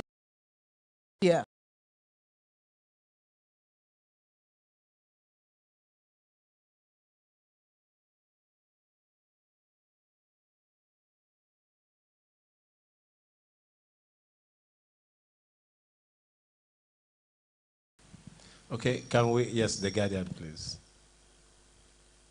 Good morning. My name is Joke Falaju. I write for the Guardian newspaper. She mentioned one of the questions I wanted to ask. That's how many students are we training this year, and how many so far since the program started? Okay.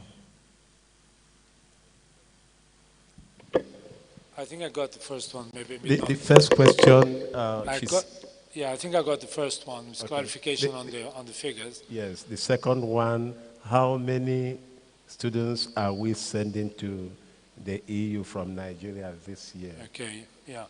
The amounts, maybe it becomes a bit confusing because I used both euros and dollars. Sometimes easier to understand in dollar terms here in Nigeria. So it was for the previous 7 years, right, starting in 14 to 20. 2014 to 2020, it was 14 billion euros. The dollar is, you add 20% to that, okay? And the one now, starting this year, is for 7 years, is going to be almost double that, 26.2 billion euros, which is $32.5 billion equivalent, okay? As for the number of students that are going this year from Nigeria, it's 100, I had in my brief 133, but people are saying 134, the more the merrier. This can go up actually because of technical, some people drop out or change their minds or whatever. This could go actually up. If I understood from the briefing correctly as well, the final figure would only be coming out in October. But in any case, it's a huge increase from last year, where the figure at a session like this last year, we would have said 93, I think it is, and in the end there was 100 people that went. So quite neatly, it's a 34% increase from 100 to 134 people, Nigerians going. And if I remember correctly as well, there is 20 countries that Nigerians are going to go to, and that both in Europe and outside, because I think there's 3 countries outside, I think Turkey, Egypt, and UK, of course. Have to get used to the fact that UK is not a member anymore, of course. Okay, more questions? Yes, at the back. Thank you very much. My name is Tunde Oguntola. Please, just before your question, I guess Esme wants to... Okay, I thought to add a little bit of information to the figures that Alexander just gave us. I mean, 133 or 134 students is really an incredible achievement for Nigeria this year. I mean, we have been saying that a few times already this morning to the students, but I'm really happy to say that, again, Nigeria is the top 1 country of Erasmus students this year from Africa. And that really deserves an applause. And it's among the top 6 countries across the world. I can look it up. Together with Bangladesh, Brazil, India, Mexico, and Pakistan, Nigeria is up there with the top 6 countries of most Erasmus students. And we mentioned earlier that Erasmus Mundus, the international component of Erasmus, started in 2004. There were 2 Nigerian Erasmus students who received the scholarship back then. And since its inception of this program, 531 Nigerians, including this batch, have benefited from the Erasmus Mundus joint scholarship program. Thank you, Esme. Just last year as well, Nigeria was also among the top 6 beneficiaries of Erasmus. So you can see we are making progress. Next question, please. You may ask Professor Dim, you may ask Temi, if there's any clarification you need to make, this is an opportunity to do that. Can we take more questions? Yes. Okay. Yes. My name is Tunde Oguntola. I work with Leadership Newspaper. My question is for Temi.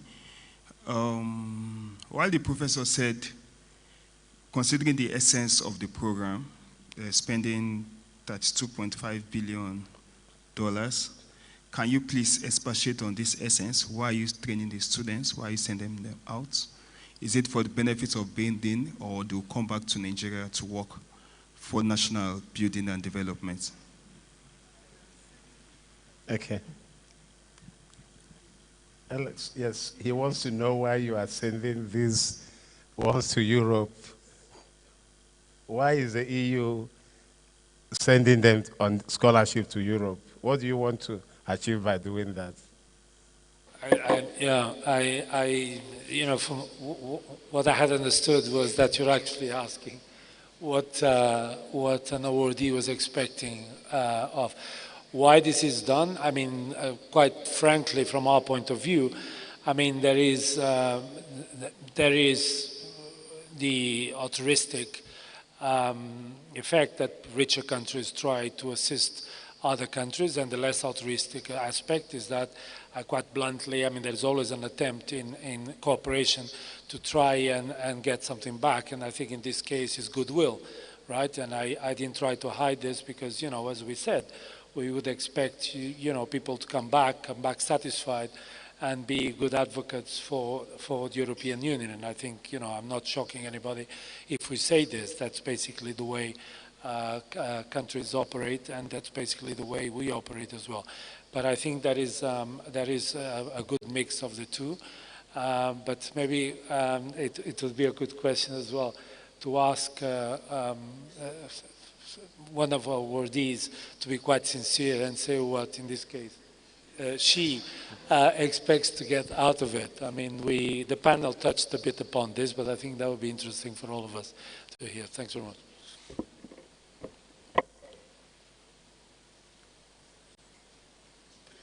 The question wasn't asked,